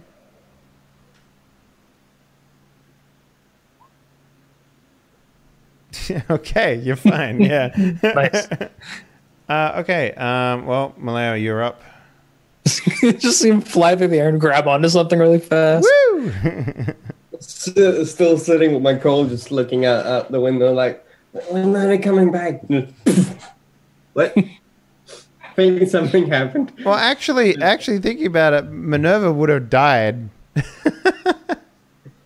because she can't be shook, right? Smokes her face off something and just bites it. I guess in this case, she just goes prone, right? Like, let's just say that she goes prone, so she has to spend her movement standing up, essentially. Yeah. That'd be pretty funny though. She just fucking dies. It's like, yeah, okay. Severe whiplash. Yeah, just her head. It happens. Head just falls off. Just as she gets to one of the junctions, like one of the connectors, she jolts forward and like knocks herself out and falls off the train. Yeah. Oh god. So what are you doing, Lester? Well, hearing the gunshot. You're probably the most prepared out of everyone. Like, you don't need to necessarily equip your stuff or nothing like that, so you're good to go. Well, I was sitting there ready to draw when suddenly the gunfight. Oh yeah, you're like you're in the fucking. I was way away from everything. You're in the engine room. Okay, so here's what happened to you then, because I forgot you were in the engine room. So basically, 4 dudes jump into the engine room, right? Because it's one of those sort of open trains, you know, like with the backs that people can jump into real easy because Westons was dumb and they didn't protect their shit too well. Plus, it was hot as fuck in there, so I'm not surprised. But 4 dudes jump in, and 2 of them point their guns at you, and you can choose whatever you want to do here. But that's what they do. They point their guns at you, and the other ones shoot the driver and pull the lever to halt the train. So there is now a dead man here, and yeah. But it's your turn since you acted after them, so it's still fine, essentially. Well, having them come in, I would drop my coal. As you would. Somebody just points a gun at you. But as I'm going up for the raised hand, like I'm just a kid. As I'm going up for that, I will pull up my Colt and try and shoot once. You got one of those spring-loaded arm bullshit things. I was actually gonna begin working on that, but I haven't got the materials or the time to actually do it yet. You're Will Smith from Wild West. Yeah. I was repairing my bowstring and instead with a newer, better bowstring. So I just raised my hands up to the air as you would when somebody points a gun at you. Mm-hmm. But instead, one hand would just go up, the other one would have a Colt go up, shoot it, and drop it as the other hand goes up. Just to hopefully see that they don't actually think that was me shooting, even though I had the gun. So I would. So you're trying to shoot someone, yeah? Yeah. Shoot the pile of coal, just goes up in flames. I mean, luckily it's not Ghost Rock, or else it probably would. But yeah. Okay, so if that's the case, go ahead and make a. Do you have shooting as a skill yet? Nope. I was going to take that, but then again, I was wanting to have an edge that goes fast deal, so... Yeah, make an unskilled for me, please, then. Wait, no, can I use my blue chip for that? Absolutely. If that's what you want to do, then absolutely. Additional D6 to roll. Gonna use the blue chip. Cool. I'm gonna roll gun skills so with a plus D6. Only 6. So that's a 9. That is enough for a raise. So on the damage of the gun, there's a checkbox that says raise. Just click that. Yeah. 14. Yeah, basically you just fucking blow one of these dudes away that jump into the front of this train, right? Now, how many people have you killed in your life, Lester? I have killed a whole bunch of creatures. With my burning burst. Yeah, but those were monsters. This is a human being. Do you like have any like concept of that at all as a child, or do you not give a shit? Well, right now I wouldn't give a shit. For me, they're the same. But after the combat is over, and after this round, I would notice that they're actually human beings, and then I like, oh shit. But yeah, if I could, it would be really nice if they were just coming up. The first man coming up, pointing at me, seeing I'm sitting there with Cole just drawing on the floor. The other man, as he comes up, shoot the driver. That's the time where I would pull my trigger so the gun fires comes off at a slight echo. Hopefully the other man wouldn't notice that I was the one shooting. I mean, it's hard to avoid. Like you're not going to, unless you want to roll a deception as well, which you don't have. You are not deceiving anyone by. You're not sniping when the lightning hits. You know, you're not you're not doing that sort of stuff. You would have to intentionally roll that to get that result. So. That's the end of that round. How do you guys feel? Like, do you want to continue going, or what's the deal here? I'm good to keep going for the next little while if you are. I mean, it's up to you, man. I mean, I know you're tired. I know I'm tired. Let's at least finish this combat. I think we can get through it. Yeah. We finish this combat. Yeah. All right, cool. So let's just power through this shit then. So, Spooty, why don't you pull out some initiative for me then, please?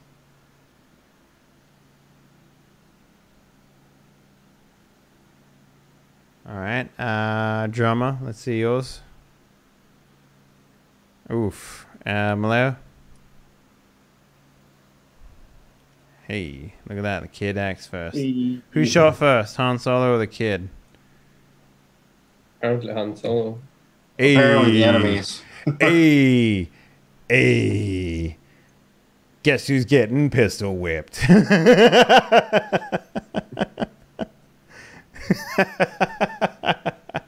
I shouldn't be so happy about that. All right, yeah. Always be wary of the smiling DM. So, surprising no one, the kid is gonna get fucking pistol whipped. So, the first group to act is the one that jumped into the front. So there is 2 in the front. There is one guy on the train on the left somewhere, and then no one knows.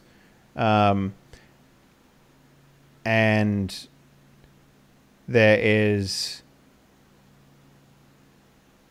2 jumping into the no, there's 1 jumping into the cart from the right because you killed 2 on the other side, right? So, yeah. So there's 1 jumping in from the other side. So there's 3 in the main engine compartment, and then Maleo killed 1. So there's 2 left in the engine compartment, and there's 1 on the side somewhere. There's also the guy on the very back who jumped onto the back of the train at the start. So there's only 2 in the engine compartment, 1 aiming at the driver and me. The driver's dead. Driver's got fucking kapow Yeah, out. but wasn't there only 2 with me? The one aiming, or the one shooting the driver and the one aiming at me. 4 people were originally attempting to jump into the engine. 2 from the right and 2 from the left. Oh, 2 from the right got killed before that happened because of the Joker that Drummer Boy pulled last round. Oh no, it was from the left, right? Yeah, you were on the left side, yeah. Everyone on the left, except for maybe one dude at the front, is dead. So that means, so the one dude at the front that jumped in was the one that you shot, Maleo. He is dead, right? So there's no one on the left anymore, right? All the left is clear. There is 3 on the right. 2 of them are in the compartment, engine compartment, and 1 of them is on the side of the train somewhere. There's also 1 in the back. So there's 4 criminals left. The 2 groups are the ace is the 3 people that are left, and the queen is the 1 person that is left on the back, right? So that's the breakdown. So the 2 people in the engine compartment, basically one of them is now going to pistol whip the shit out of you, Lester. So in order to do that, he's going to spend his Benny, and he's going to get an extra D6 on this. So good times. Fun time! Yay! Okay, so fighting with an extra D6. What is your parry? My parry is 4. Oof. Okay, well, you definitely get raised up. I become a grown-up. No, wait. I get hit. Yeah, you do. So there is no, like... I'd say this is like... what is Raise is just another damage dice, right? So whatever the damage dice is. Yeah, I'm just trying to work out what that is. I think the damage dice is a D4 on the lower side, so... I'm okay with it being a D4 because I don't have anything in here and I'm not going to do it. So we roll 2D4 then.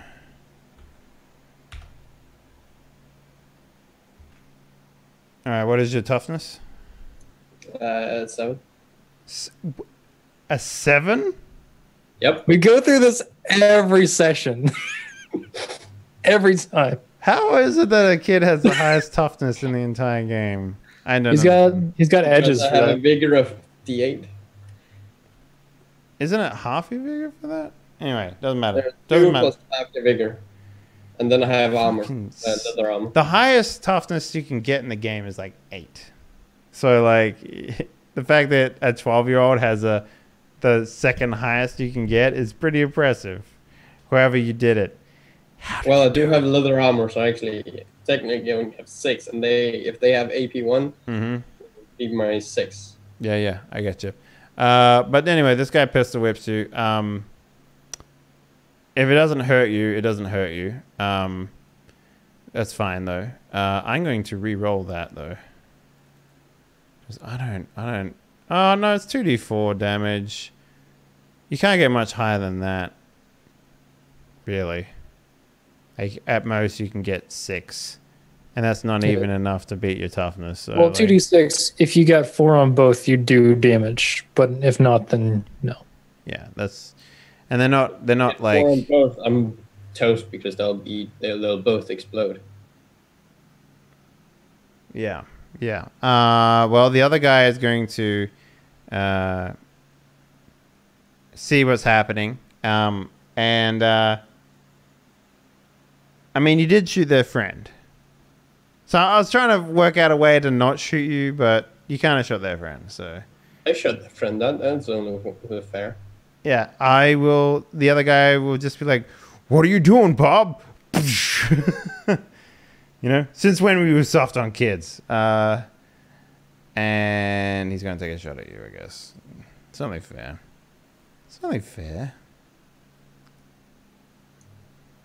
Good luck hitting me, though. And the D6. Is he getting the blue as well? Yeah, because the groups all have the same person sort of thing. Yeah. So, that's the beauty of having moot groups. Okay, so that definitely passed, but with no raise. So lucky you.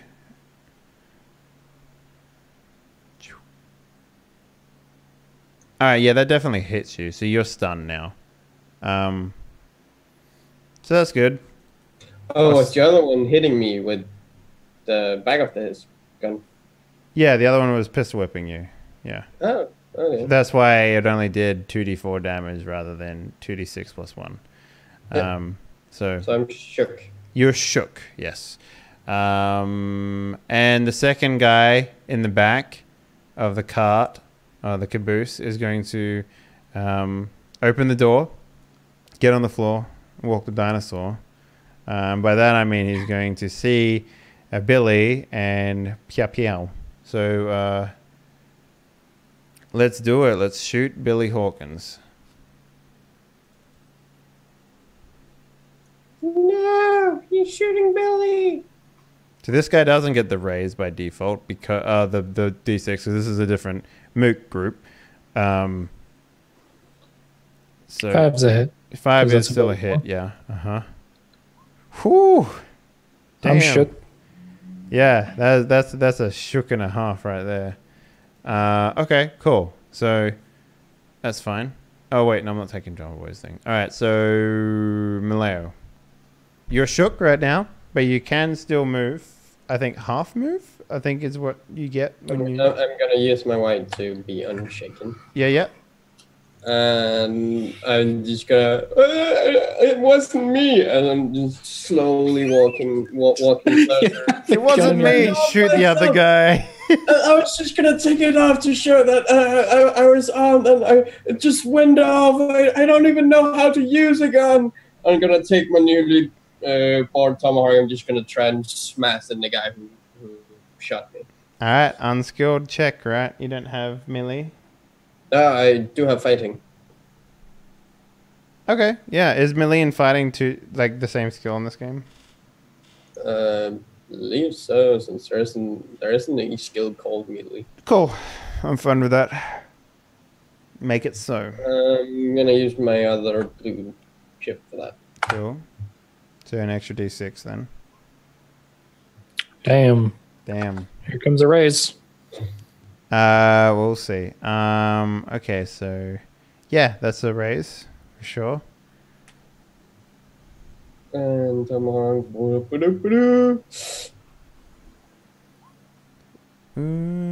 What is their toughness? Yeah, you just buried this tomahawk on this dude. Which one was it? The one that pistol whipped you or the one that shot you? The one that shot me. Oh god. Hopefully hitting his arm. Probably point that. Hopefully hitting his arm. So they're not just swinging wildly, but hopefully hitting his arm so he can't shoot me. What's wrong with this kid, man? This kid is just like, on one hand, like screaming innocence, and on the other hand, trying to cut off a guy's shooting arm. I'm a little worried. A little worried. This is our Donald Trump analog. Just a child saying he's not doing shit but murdering everyone. Yeah. But then again, when everybody comes in, I'm just gonna sit there with a piece of coal and just draw on a few men just on horseback riding, like, hey, I told you. I mean, there's perfectly good blood there. Why don't you just draw with the blood? Yeah. You know I'm not demonic. Yet. I'm not yet. Okay, so Spooty and Minerva. Okay. So I don't have any guys near Father Tom, right? Yeah, so the only people that are left is the one in the back. There is one in the back. Yeah, there's one in the same caboose that Billy is in. And he's actually in the caboose. Yeah, he's like inside. Yes. Mm-hmm. Yeah, I'm gonna. I'll kick open the door to the caboose. So that's one action. Shit, do I have my weapon drawn? I don't think I do. All right, well, that'd Draw be my another. weapon. Yep, another one. So -4. Kick open the door. Realize you don't have your gun. Shut the door. Yeah. Open the door. Like, here's Daddy. Yeah, because I'm a father. Get it? Oh, damn. Get the fuck Complete out. with the dad jokes, man. Yeah. Oh, you know what? What? Hold on a minute. Hold up. I know what I'm gonna do. Yeah, what's that? What's that, Daddy? What do you go for? So I'm gonna jump down. I'm gonna kick open the door, and I'm gonna yell for Billy to run towards me, and I'm gonna uncouple the caboose from the back of the train. I mean, the train's not moving. Oh fuck! That's right. It's completely stopped. The train completely stopped when the driver died. That's not how trains work. They pulled the brake. Okay. Yeah. I get you. So I mean, Like, the driver died. Everyone stopped. I didn't realize that. Like they. Okay. that's why I made everyone make those checks to see if you would fall forward. Yeah, I thought it was like okay. Yeah, that's fine. You thought it was all the horse corpses that the train is rolling. That's right. Exactly. A stack of horses at the front. Well, actually, I don't. Is the door to the back caboose open already since Billy walked in through it, or did he shut up behind him? He shut it behind him, but that guy opened it to come through. So Okay, well then I can just drop down from the ladder and shoot the guy that's in there with Billy. oh no, that door is still shut. Okay. But the one at the far end, the one where the bad guy came through, is open. Yes. All right. Well, then I'm going to go across the top of the caboose, hang down The over side. the back.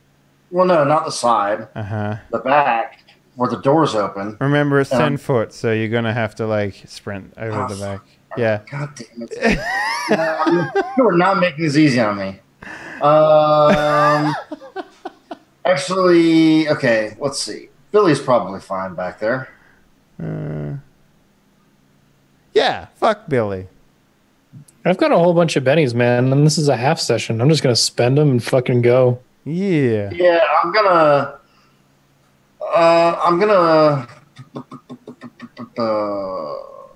across the top of the train, run towards the engine. So I'm gonna sprint towards the engine. You're gonna adventure, man. That shit. I love it. Okay. Yeah. I love it. 1d6.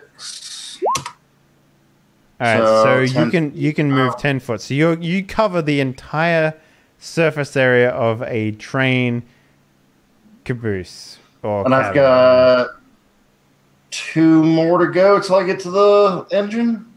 Yeah, so you covered the middle one just now. So you've got one more passenger and 2 more. 2. So I've got 3 cars to go before I get to the engine. Pretty much, yeah. Good. I like it. I like it. All right. What's Minerva doing? Minerva Standing up? Yeah, it's pretty much going to stand up and dust herself off. She can't move, right? Because I am attempting to find that out for you. and there are no bad guys within her sight. There's a bunch of scared people. She can shoot them Well, she'll calm them down somehow. with her gun. Yes. She'll be like, "Why don't you calm me down?" And just pointing in people's faces. I'm here to protect you. Getting up costs 2 feet of movement, so she's got 4 feet left over. Okay, well, I mean, that gets her pretty much to the door. Yeah, I would accept that. So she can finish. So she's like pretty much lined up with where you are right now, except on the bottom layer. Yes. Perfect. And last but not least, we have Sir Shook himself, Mr. Drummer Boy. Spinning a Benny? Yes, sir. Okay. Do it. Unshook. Unholster the other thing, turn around, fan the hammer at the one dude. Jesus Christ. Okay. Well, you have to drop your other gun on the ground. Yeah, that's fine. Yeah. All right. So Billy, slow motion, drops his other pistol, quickly pulls one out. And the goal is to get 6 Spins. bullets off in this motherfucker before my other gun hits the ground. Yeah, spins his leather jacket, sailing through the air majestically. I still haven't pulled my pants up either, so just like... Penis wobbling through the air less majestically. Yep.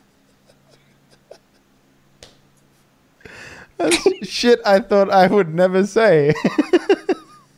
Welcome to the Weird West. Fans the hammer. Some hooker in the future is going to be like, "Why does your penis smell like gunpowder?" And you're like, "Well, honey, I got a story for you." You ever fucked a gun? You ever fucked a gun like Billy Hawkins does? All right, go ahead. All right, Roll me 6 shots, my man. All right, miss. Hit. Miss. Hit. All right, so 2 raises. We'll do that first. So 2 raises of damage. Let's see how fucking dead he is. Give me 2 more shots without raises. What damage is without raises, please? Yep. Oof, fucking oof. God damn. I'm just walking towards them. I'm just like slowly taking the steps, Terminatoring this guy. So the goal is to like get him shot enough that he like falls off the back. I love the idea that the last thing going through this guy's mind, aside from the bullets that you push into him forcefully, is the fact that his murderer has an exposed penis. Yep.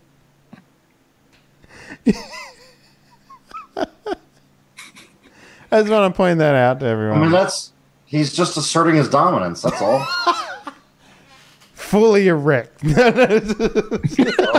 yeah. As the hammer's spanning, just like Windmilling that shit. oh my god.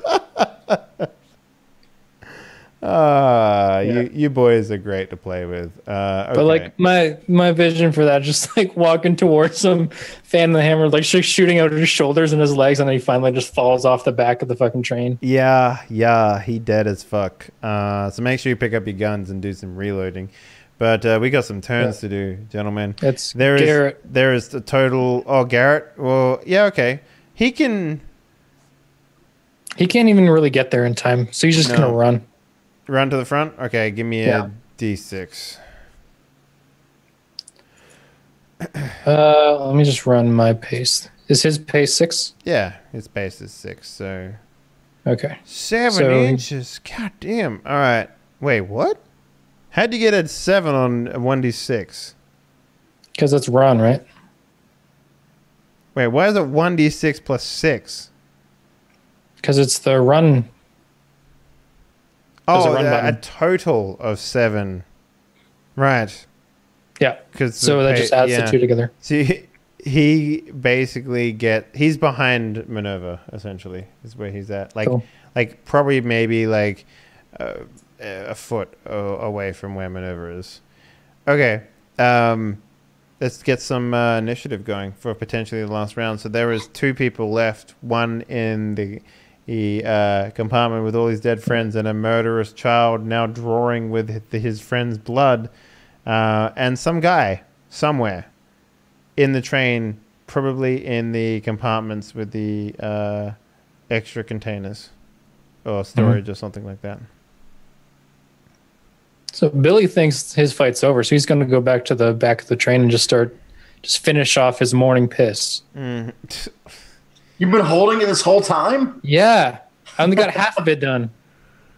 God damn. You're going to be peeing onto a dead body. The train isn't moving, dude. So, like... That's fine with me.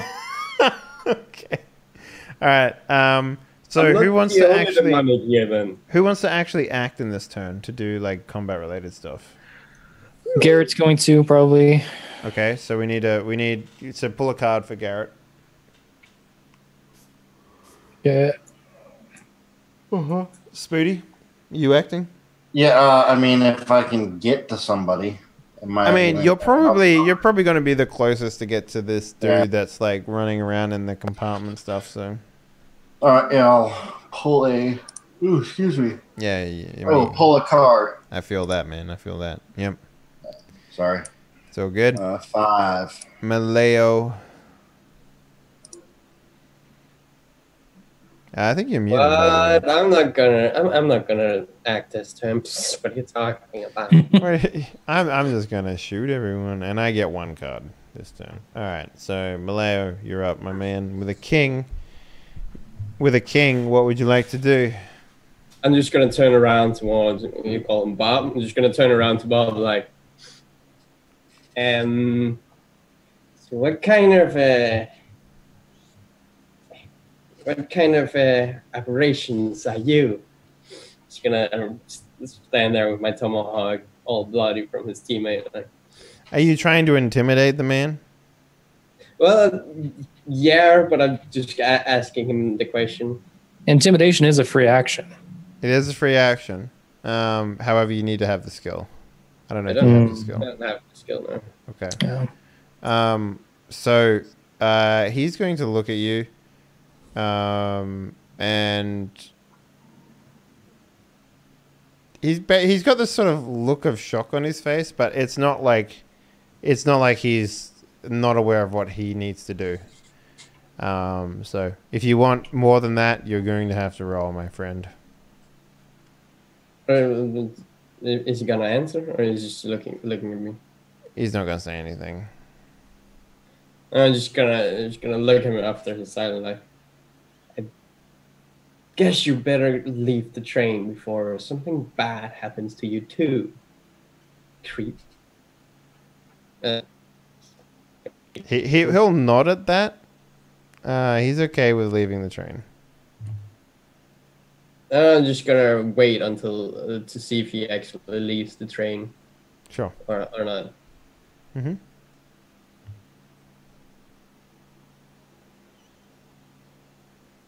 That's my turn. Okay. Drimmer boy, I guess with Garrett. What would you like Garrett to do? Is he within range of the compartments? No, like the storage. He's got another caboose to run through, so he's got to make 10 feet before he can go to the storage. So. Have him run again. Hell yeah, do it. He needs to reload. Yeah, reloading is just something that you can do while running. Not a big deal. Okay. So basically, what it does is if he wanted to reload and shoot, it would add an additional thing to it, if that makes sense. So you got another 8 feet. Mm-hmm. Yeah, so he basically almost gets the entire distance of a caboose or a compartment. Yeah. So he's probably within normal movement of a compartment now? I would say so, yeah. I would say so, yeah. Mm-hmm. Like he can make it to the door and open it, but he probably wouldn't be able to walk in next turn. So, cool. Spoody. Yeah. So Father O'Malley continues moving forward, looking. He's trying to get to the front. He probably doesn't know that either there are guys up there or a child playing in their blood. He's just trying to get the train moving again. Yeah. So he's got 2 more cars to go. So he's gonna sprint. So I will do that. Okay, so So you go... almost another full car, basically. Yeah, so you are on top of the second... Yeah, I'm on top. Yeah, so you're on top of the storage caboose now. Yeah, and I've got 1 more car to go before I the get engine. to... Yeah. Mm-hmm. Yep. And Minerva will do the same. Okay. Here, roll 4. I got it right here. Boom. Look at that. Yeah, so she passes you. Yeah. Actually, no. She comes into contact with a man in the the storage compartment is basically like all boxes and stuff like that. So she opens the door, goes in, right? There's a man who's basically leaving the way that he came in, right? So he's leaving out the side, the big panel door that you sort of slide open. He's leaving out of that. He like turns around and catches a look in her eye. Basically, like he's basically out the door when she comes in, essentially. Okay, so she doesn't have time to react to shoot him or anything like that. And she doesn't even know if he's a bad guy. He's just a dude. For all she knows, it's some passenger that ran up here and was hopping off the train because he's scared as fuck, right? Yeah. Okay. Maybe she'll ask him to stop, and she'll point the weapon at him and try to figure out who he is. Okay. Yeah, sure. Do you have Intimidate on Minerva? I don't think you do. No. No. So you can make an unskilled check here if you want. Okay. Nah. The guy either doesn't hear her or whatever, but he does not cease. Okay, so he just kind of fucks off the train? Pretty much, yeah. Okay. Can she keep an eye on him? Well, shit, if he hops out of the train, then Father Romano is going to be able to see him on the next turn anyway. Okay. So the man in the main compartment, the engine room, he will agree to leave, and he does so. So he climbs over the side of the train. What do you do exactly, Lester, when he does that? Like, what do you watch him? Like, give me an idea. What happens to him?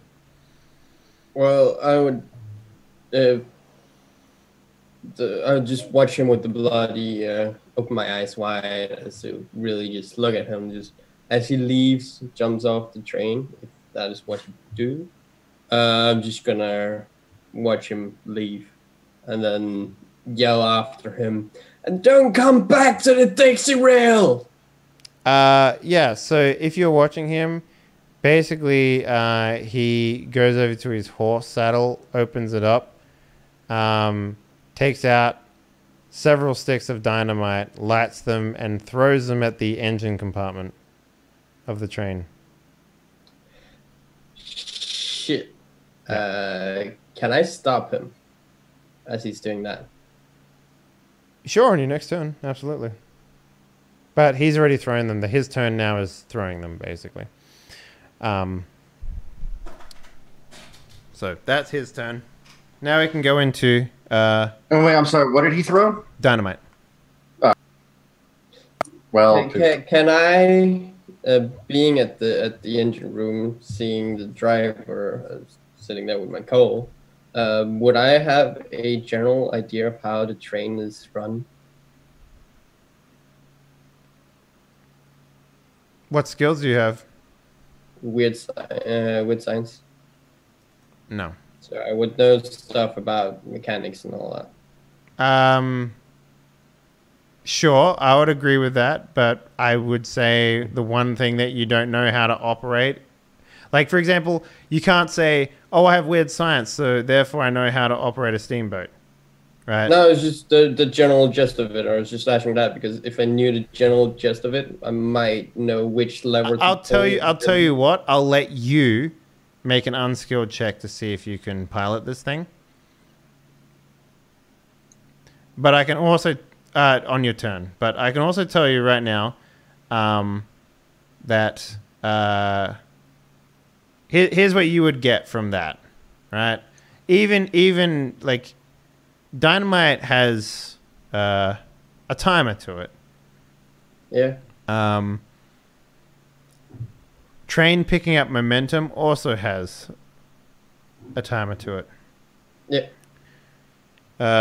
As someone with what is your intelligence? Smarts is D6. Okay. Yeah, I don't know. You can attempt it if you want. You're not exactly like screaming intelligence, but yeah. No, I just. So that'll be your check on your next turn. So yeah, because if I knew the gist of it, I would try to get the train moving, and then because if I left in a big enough hurry, I would survive. But I don't think the train would blow up. It mostly take some of the passengers with them. Dynamite wasn't as explosive as you think. No, but the train would blow up. Yeah. Yeah. Like it would wreck the engine. Yeah, it would wreck the engine for sure. Oh, well, I'll just run through the train yelling, it's gonna blow on my turn, or if I can't get it to drive. Okay, sure. All right, let's get some turn order then happening, yeah? I guess, Drummer Boy, you probably don't need to act here if you don't want to. I mean, Garrett might. It's up to you. If you're controlling like Garrett. if you can get to a thing. So what would you... anyway, the guy who jumped out of the side continues to run, by the way. Is Garrett within six paces of whatever? Because if he's not, he's probably not going to act. If he's within 6 paces of getting to the door of the where basically maneuver is, right? So well, he'll probably act then. Okay, so everyone pull some cards. Spoody, let's start with you. Oh, I already got one. Sorry. That's okay. It doesn't matter. Let's see. Boop. Aw.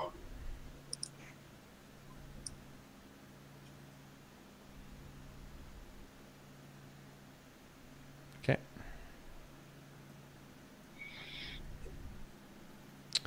Ooh, that's interesting. Okay, so I'm going to tell you right now. Okay. Well, let's go through the order then. Drummer Boy with Garrett, what would you like to do? You can make it all the way to the door. Or Garrett can make it all the way to the door. He was with Minerva, right? Like, yeah. Within... So Minerva is ahead because she got really far ahead last time because she rolled a 6. So she sprinted further than she normally did in the round. So she's like basically inside of the compartment, the storage compartment. So Garrett would have heard the exchange, like, "Hey, wait." Yes, definitely, and he can make a door opening. He can make it to the door of the caboose this round. Okay, so if he can make it to the door, he's gonna. The train has stopped, and he can make it to the door. He's gonna hop out on the right side and see what he can see. If he sees a dude running, he'll just pull it. On the right side, he would see the dude on the horse. If he jumped onto the left side, he would see the dude running into the hills.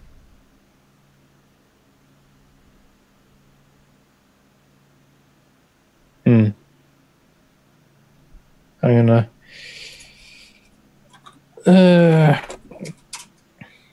Alright, he's going on the right. Okay, he sees the dude on the horse. He's gonna draw his weapon and fire it. What type of fire are we talking about? Just a single shot, probably. All right, go ahead and make it. This is going to be... so there's the engine... so it's 30 feet. 30 paces. Yeah, so it's long range for long pistol. Long range, so -4. That's what's going to happen here. You still want to do that? Yep. What's it shooting? D12 +2. Okay. So he's Yeah, very take a well shot. equipped to do shooting. So Yeah. Take a single shot. Okay, boom. Boom. The wild die got that, not the D12. It did. Yeah. So, video games. Okay, so that's with a raise. Well, the D12 would have got it. It's just the other ones raised it. Oh, yeah. You always take the highest one. Yep. He shoots him off the horse. Dead. Dead AF. Cool. All right. That was Mr. Dynamite, man. That was Mr. Dynamite, the one that threw it, yeah. Maleo, what are you doing? Or Lester?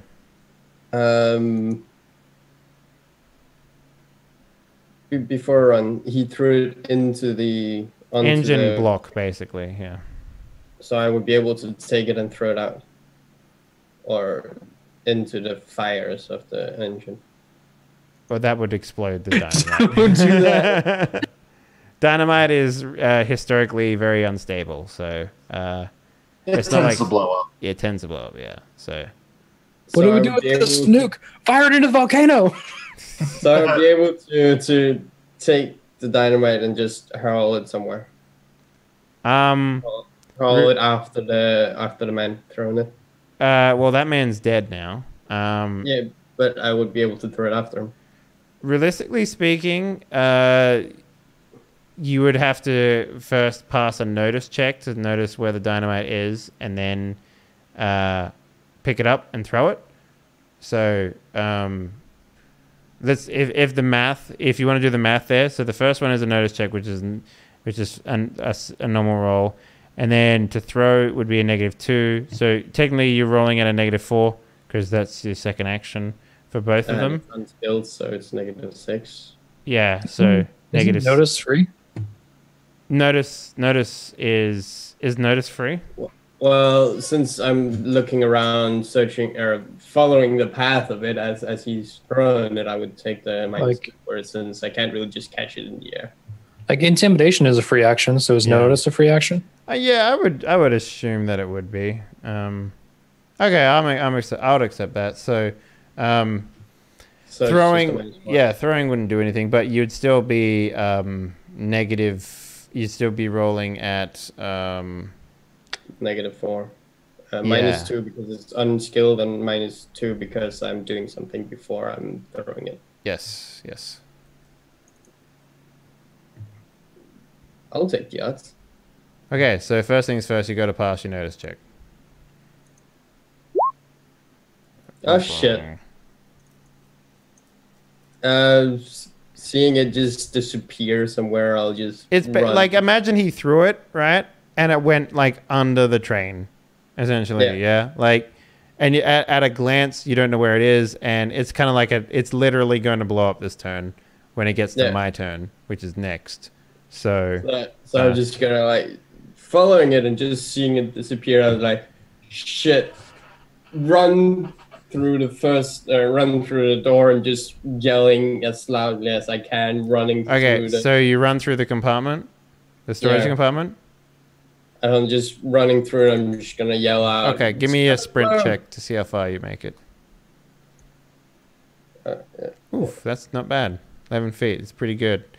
So you make it you basically make it the entire width of the first compartment where that dude was.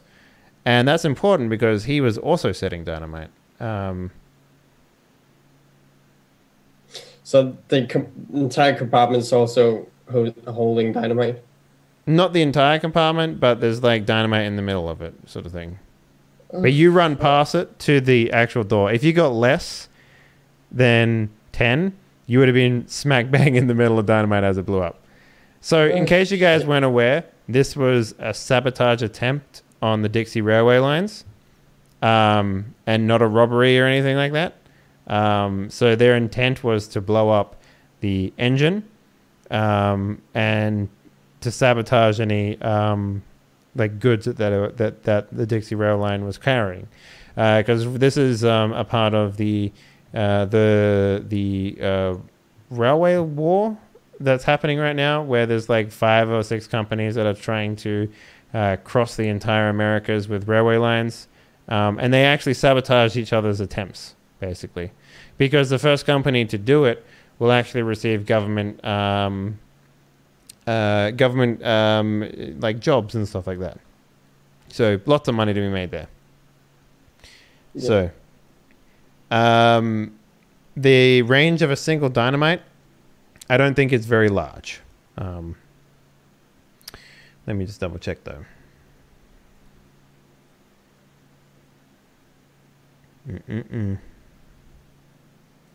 That's not catalog. Okay, dynamite 1 stick. It's 4 meters, 4 feet. So you're well and truly without of the range. I would say that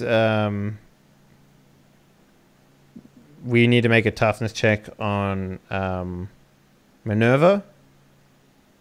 But I think she's the only one that's going to be affected by this explosion. So, how many storage cars were there? 2. So the first one and the engine were the ones that were targeted. Okay, I thought Minerva was in the second. Like, oh, I see what you're saying. Engine, compartment. Well, then she would have never seen the dude run out. So, okay, we'll just... You know what I mean? Like, it doesn't matter at this point, but you are, in fact, correct. In which case, like, I guess if we did say that the guy attacked the second one, right? The one or the third line down. Because we can say that too, right? Because that's perfectly acceptable. Yeah. That means, Lester will run through the first compartment, open the door, and as he's opening the door to the next compartment, basically the dynamite will go off, just like blow up. He'll still be unharmed, and then Minerva will still have to make a toughness check, basically, for 2d6. So let's roll that out now. 6. Oh, yeah. She's fine. Cool. Yeah, her toughness is 5. So, so like, Lester opens the door, and then, like, the thing goes off, and, like, 2 PCs get blown out the side. basically, yeah. Yeah, so... Yeah, dynamite was very, very powerful when you combined it together, but a single stick of dynamite is, like, less explosive than a grenade. But the thing was is that, like, they were very unstable. So yeah, welcome to this game. So that's pretty much it. Basically, I guess you guys failed in your protection gig. Yay! However, you might, given the amount of people you killed, you might still get paid. I don't know. And really, I'm a priest, so I could make the case that I saved people's souls. So, I mean, realistically speaking, you did protect all the passengers and a majority of the cargo. So, yeah. Like, I guess job well done. However, it does mean that you guys are stranded out here, essentially. There are a couple of horses that you could lasso and take if you really wanted to get on the road. Wouldn't they run after that? You could spend a bit of time and capture them because you literally killed every single person. There's like maybe a total of 7 horses that you could, like, and horses don't just run forever, right? They slow down and they, you could very easily approach a trained saddled horse and take them. That's why horse ranching is a very big business for bandits because they're super easy to take out. Because they literally let you take them. So I guess that's the session then. Yeah, we end with you guys essentially stranded in the middle of the desert. Good job. Good job. Welcome back. I think that was a nice little comeback session. Everyone got into the swing of things again, and what we didn't drain on too long. So I'm going to give everyone 2 XP for that. The group had more successes than failures. I think that's pretty appropriate. You said 2? The only failure here? Yeah, 2. Dude, you literally were like a devil child this session. Like, there are people here that literally are undead, and you are more creepy than them this session. So, like, yeah. Well, they did just jump on the train, shoot the driver right in front of me. What were I supposed to do? Just sit there and take it? Probably, yeah. Like, probably. Yeah. At which XP? 5. Every Well- 5 you get something new. So Well, right, but I mean, at what point do I become seasoned? at 20 XP. 20. Okay. Mm-hmm. Yeah, it's 16. I am at 14. Also, I don't think a pace is only a foot. Should I be at 16? No, 14. Okay. I misremembered mine. Yeah, you should be at 14. Yeah, I'm at 34 because I started season. Right. Mm-hmm. Yeah. I don't know if it's the same. It's the biggest problem I have with this game is how generic the terminology is, right? So you can kind of like how big is the explosion distance of a dynamite? It says 4 there. So, you know. Is it 4 feet or 4 It's pace? 4. It's probably going to be the same. Or- Like, it paces, I'm going to say, is the only terminology of distance that matters in this game. So 4 units. 4 things. Because I'm pretty sure 1 pace is about 5 feet. yeah, that makes about sense. So And if dynamite blows up about 4 paces, it's gonna be a big boom. yep. And also the cabooses, the trailers I said were 10 paces. So, you know, you can look at that however you want. So in my mind, it made sense. The math was fine. I'm glad everyone kept up.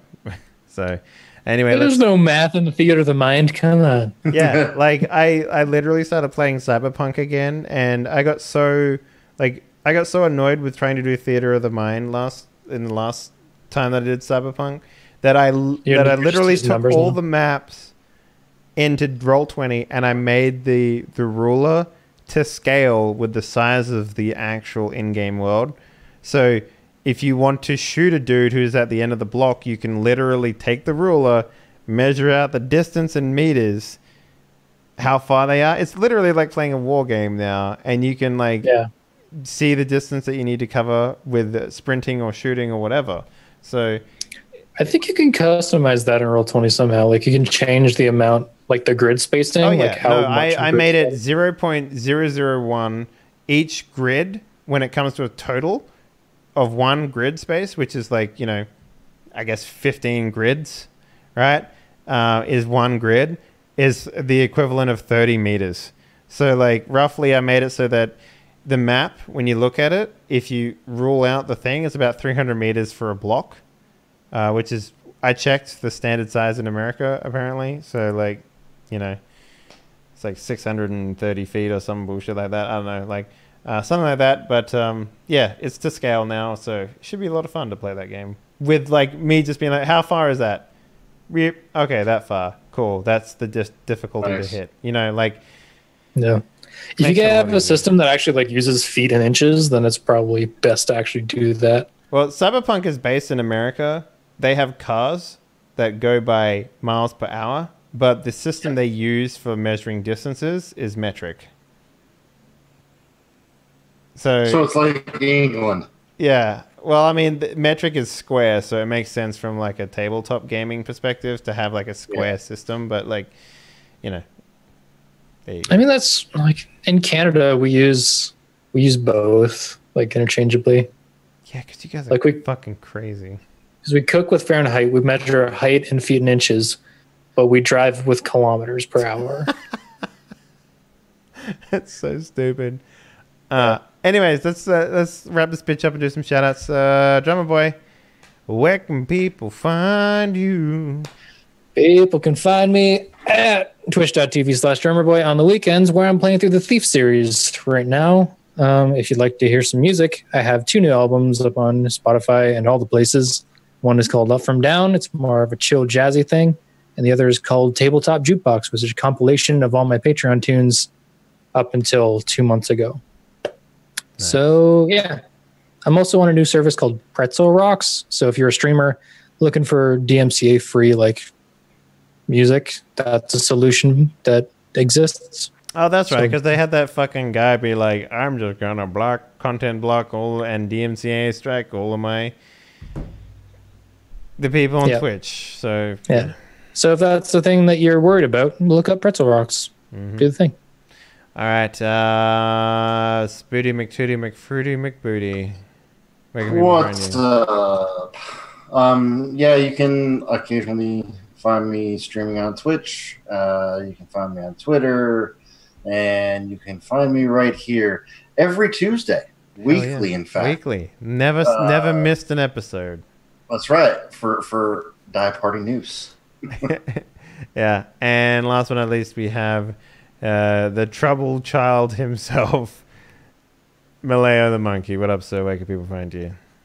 Well, people can find me here on Twitch under my own name, Loud Monkey, where I Monday and Wednesday is creating a whole campaign made around the concept of tall ship races. So that's gonna be fun. The concept of what, sir? Tall ship races. Tall ship races? Yeah, we sail with Like sails. the races that he did over the week. Yeah. Oh, okay. Sorry. Yep, I get you. Cool. That's really interesting. How do you not make that just a series of roles?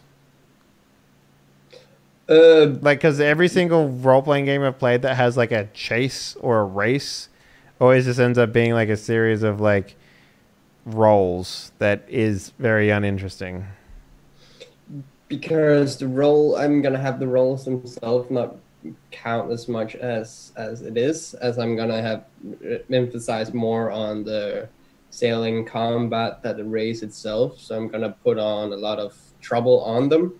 But at the race itself, it's gonna take about 1 or 2 sessions to get from one end of the race, one leg of the race to the end of that leg, and then there's gonna be all about. And then it's going to be all about the parties and stuff in between the races. So it's going to emphasize more on the parties, and in between races, there's going to be on actual races itself. Mm-hmm, mm-hmm. So the races is either downtime in this case, or naval combat, so shooting between boats. Okay. Yeah, sweet. That actually sounds pretty good. You should take a look at Seven Seas. For some inspiration. That's based on like Dungeons and Dragons and stuff like that. So yeah. I really need anything I can get on ships. I've been looking at 3.5 editions on ships and really can't find anything on how they're built and how. Take a look at Seven Seas First Edition, because that was based on Pathfinder, which is essentially the same system, I think. So yeah. Anyways, guys, thank you very much for watching. Hopefully you enjoyed the return episode of Die Party Noose. We will definitely be coming back with this more weekly now that we're getting back in the swing of things. If you missed yesterday's character creation episode for our new game, Die Party Kingdom 2020, which is a Cyberpunk 2020 game, make sure you check that out. That is verbatim using every single rule in the Cyberpunk book, for better or for worse, except for one of them. So it's going to be real crunchy. There's going to be lots of stuff being thrown around in that game. So make sure you check out the schedule, and I will try and do weekly game streams. But, you know, as it is right now, my focus is going solely back onto Die Party stuff. So they are the priority with gaming in well and truly second. And yeah, that's pretty much it, guys. Thank you very much for watching. We'll see you next week. Or there's not going to be any Sunday game this week because of Gen Con. But yeah, so next week, if we don't have weekly gaming streams. Good night, everyone. Bye-bye. See ya.